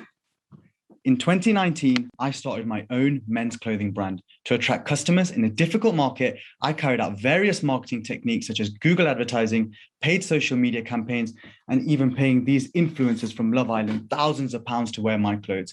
It wasn't working, and I was failing to get the reach I needed to succeed. So based on Neil's pain points and through various conversations with small business owners, we identified 3 key problems. Problem number 1, it's not easy to find small businesses to shop with. Every time I look for a product or place online, the only thing I see are large brands everywhere. Which brings us to problem number 2. Small businesses get little to no return investment on the marketing spend. And problem number 3, current reward programs are outdated and require way too much effort to earn. Which begs the question, why is this so important now?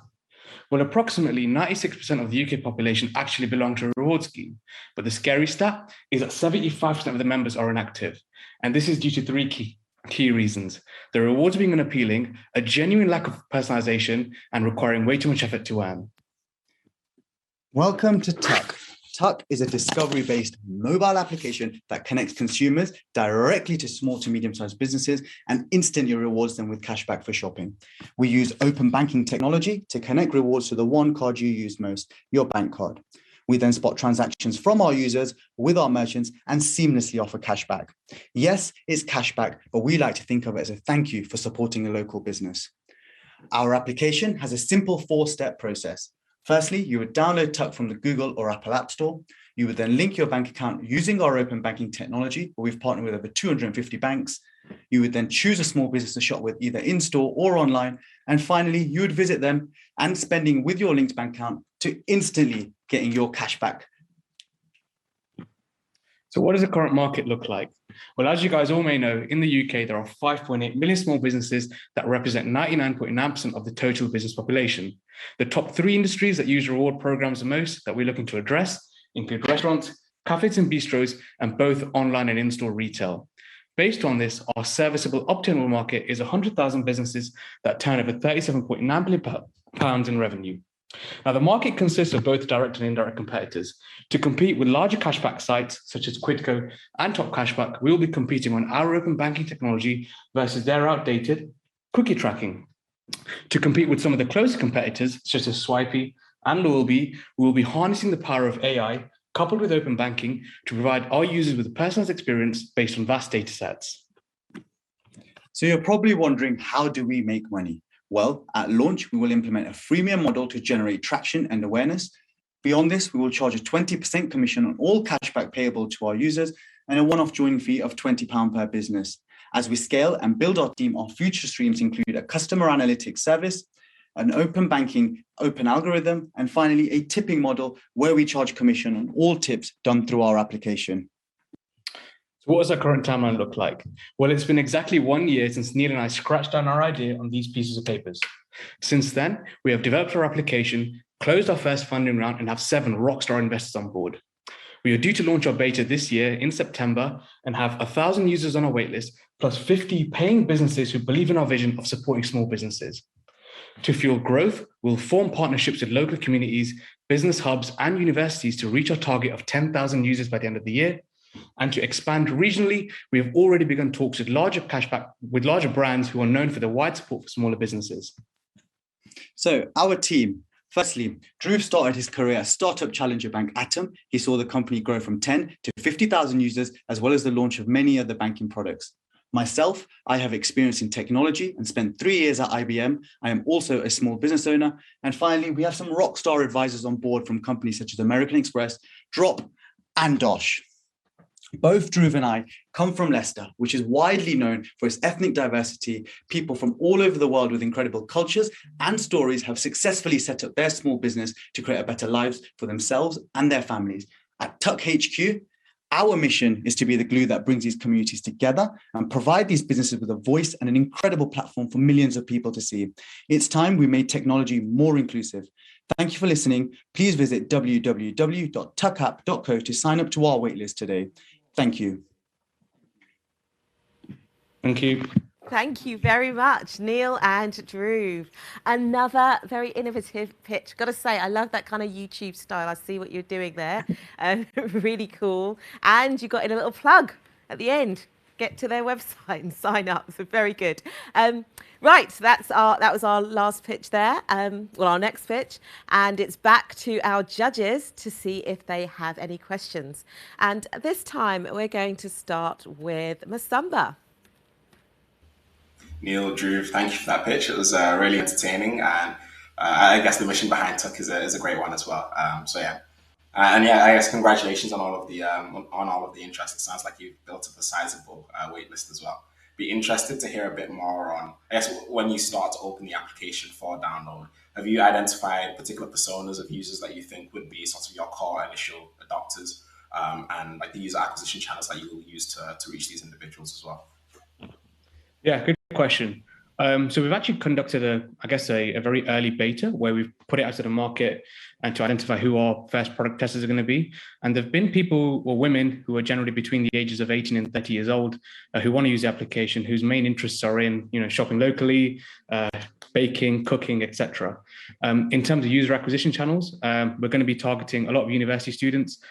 We've partnered up with the University of Leicester, De Montfort University and Loughborough, signed contracts to run Freshers campaigns as well as do other things with them. Aside from that, it's marketing through various social media channels and trying to do something innovative and new every time we market our products. Yeah, that makes sense. Thank you. Thank you. Thank you. And now I'd like to go to Kenneth. Hi, guys. Super engaging pitch. I had a number of questions, so I'll pick one of them. I'm just wondering if you've had some thoughts around, given that this is a sort of reasonably competitive market. I think you mentioned quite a few competitors, not necessarily in your niche, but sort of in the voucher market.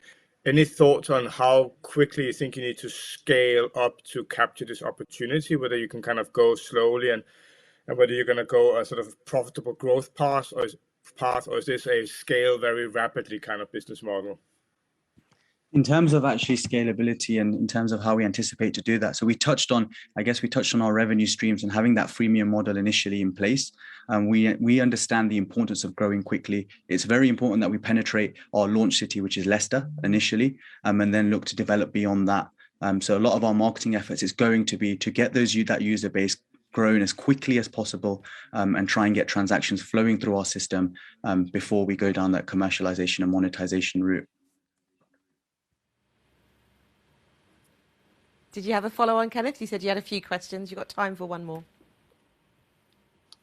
No, I think Right, my other question was more along Masamba's around the customer personas. So I think you answered that really well in the previous question. Fabulous. Well, thank you so much to our judges. Thank you to Neil, Andrew. That was the penultimate, so the 11th pitch, and the second in our final category. That's the social innovation category, sponsored by EY. Thank you again to Dhruv and Neil and to the judges. So this is it. We're at pitch number 12, the last one. We've made it there. We're moving on to our final finalist, Zubair Junjunior from Z-Notes, or Z-Notes. Z-Notes, I think it is, competing at in the social innovation category, which is sponsored by EY. Hello, how are you? Good, thank you, Denise. Obviously, because my name was Zubair and I always always assigned last when it was my class list. So obviously I had to keep my company's name as Z as well to be the last on every list. But it's really great to be here. The last and the most impactful, I'm sure. That's what you go for.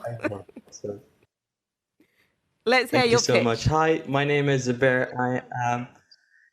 I am the founder of Z-Notes, and my story begins in Jeddah, Saudi Arabia, where I was born and brought up as an expatriate, and I pursued an international British education. And it was during the time at the age of 16, which I'm probably sure that you might have faced as well. You were doing your GCSE exams, and I was doing that international variant, the IGCSEs, and it came to my attention, or realization more, that millions of students will be having to do this available to each one would vary so drastically. We have the top international schools offering these exams, while on the other end of the spectrum, students who are pursuing and wanting to make their life better through this educational pathway, trying to get to tertiary access education or career pathways, have to still sit these international qualifications, as they do not have any other way to get there. Their country's education system does not provide that support. So at the age of 16, I did what I could do. I set up a small blog to share the revision notes I'd created for my own exams. And it has been 7 years since that day, and Z-Notes has transformed into a community-led online learning platform that is allowing students to maximize their potential with access to free, high-quality educational resources. The revision notes that I started off with, to live videos, podcasts, and all tied together with this community, this peer-to-peer learning space. And it has been 7 years, and I've been able to reach over 3 million students, teachers, and educators from every single country on this planet. And it has been all organic, no single penny of marketing spend. And We've been able to get to over 23 million total hits. An assessment carried out by One Young World recently found that we have a social return on investment of 1 to 28, which means for every dollar invested, we produce $28 worth of impact. So what are these e-notes? Well, they're concise and syllabus-specific revision notes that are written for students by students. And we've had over 100 student contributors, and they cover international exam boards, starting from that Cambridge one that I completed myself to covering AP, SATs, and the IB syllabuses. And during lockdown, especially during the pandemic, as we went into remote learning, we realized that there were so many students who were getting very varied type of education through this online platform. And so we launched the eNotes Live as another almost offering through our own systems, where we provide a conversational student-led approach to online classes. We also have our own podcast where we have offer insights and advice into career and academic pathways, partnering with top organizations, including the United Nations and One Young World. We have also launched a Get to Uni series, which helps students understand and pursue their next academic careers. So how does it all work? Well, we start off with high achieving students applying to us and interviewing, and after selecting the very best candidates, our team, our content design team, work with them to create the resources before we go to a very rigorous set of content moderation and peer review, and finally publishing it online. And it all comes together on our Discord community, where we have over 10,000 members, each connecting and speaking about academic, but also non-academic things. And one of the most incredible things that happened is because of this anonymized way of meeting and connecting with people, you have people from different financial, social backgrounds speaking to each other and sharing advice and knowledge, and actually creating social capital redistribution, which I think is just so inspiring. We've been supported by incredible organizations. I'm a Hatchery member at UCL. We were the youngest participants at the Community Accelerator program at Facebook, currently at EY Foundation's Accelerate program. We've been grant funded from Global Giving, received support from Google and Amazon, collaborated with the United Nations and One Young World. We have a varied funding model, so we have survived this long on advertising revenue and grant funding, and we seek to create corporate sponsorship deals specifically aligned to CSR objectives, work with partners who are offering similar services and making better deals for our students, applying to foundational grants, and actually asking our own communities to support us financially too. We've been recognized internationally. We were one of the top 12 edtech startups in the UK, and we have international press coverage. And I was honored to be selected as one of the Diana Award winners this year, which is the highest award a young person can get for their social and humanitarian efforts. I'm very much involved in this edtech space, being part of DEFI's advisory board at the University of Cambridge, as well as graduating with a master's degree in mathematics from UCL. And I have an incredible set of team members, over 25 of them led by 5 leads, each creating incredible work and making this happen. So join us in ending educational inequality for young people everywhere. Thank you so much. Thank you for staying all this time. Thank you so much for showing us Z-Notes. Definitely something I could have done with back in the day when I was a student. And well done on your Diana Award and all the other accolades. Fantastic. But now it's time for the serious business of our judges. Let's bring them back as we move into our final Q&A session of the awards. And so first of all, I would like to go to Andra. Hello. Thank you for your presentation. It was very nice to see your decks finally. The first time I didn't get the chance to view these, but these were great. Fantastic platform that you have developed. The goal is also amazing, no words and no doubt on that. Just wondering, with support from this MSD UK event, what do you plan to do next? So what would be your immediate steps? Sure. Well, there are 2 parts to what MSD UK is hopefully offering, in which we would really benefit from.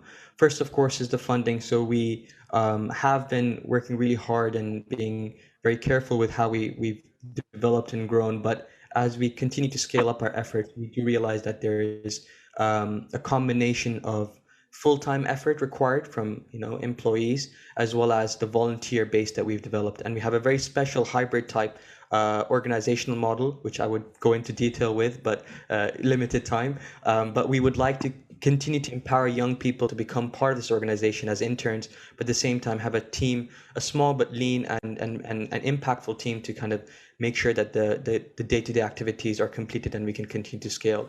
And the second piece is the fact that you work with incredible suppliers, and I think that we would love to be introduced and also develop relationships with them. So that's how we would like to use the kind of the word. Okay, thank you very much, and good luck. Thank you. And our final question will come from Amanda. Hi, I must congratulate you at 16 years old. My goodness me, if my children did anything like that at 16, I'd be very proud. So well done. And I just have one question, a short question, and it's around the measurement of success. Are you measuring the business success based on the volume and scale of who you reach and educate, or are you measuring it on the exam results? And is there that feedback cycle coming back to you to be able to do that? Convince me, what we're trying to achieve here, reach or education and results. I love it. Thank you so much for your question, Amanda, because this has been kind of like not only my question that I'm asking myself and critically assessing ourselves for, but something I hope to share a lot more insights and details about more generally on the social enterprise space, because I think there's a lot to talk about in terms of impact measurement. We are great at reporting and measuring traction metrics and high-level numbers. And I must confess I've done the exact same in front of you today to show you these kind of the access metrics.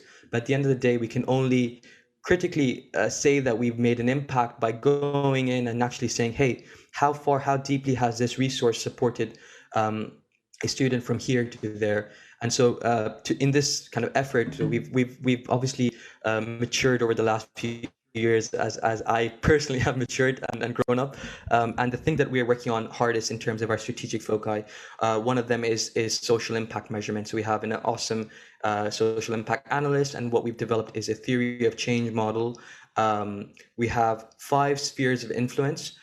Because Zenotes has so many different offerings, we have those coming to our website right at the outside, and then as soon as they come closer, they start using our registering their accounts, then becoming part of our video content, and they become part of our community on Discord. Then they become contributors, then they become interns, and then they become part of the core team. And so all these 5 levels of influence, each one has a different type of impact, going all the way to educational outcomes, coming towards professional and social and skill development.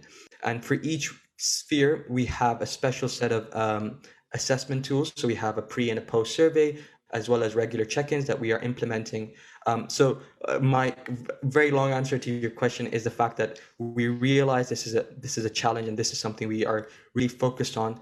And hopefully we're going to be implementing this whole set of instruments and a theory of change model and reporting our impact, not just for ourselves. I think this is something that we social enterprises across the board should be looking at very, very deeply. Thank you. Very comprehensive answer. Thank you so much, Zubair from Zenotes, and our judges.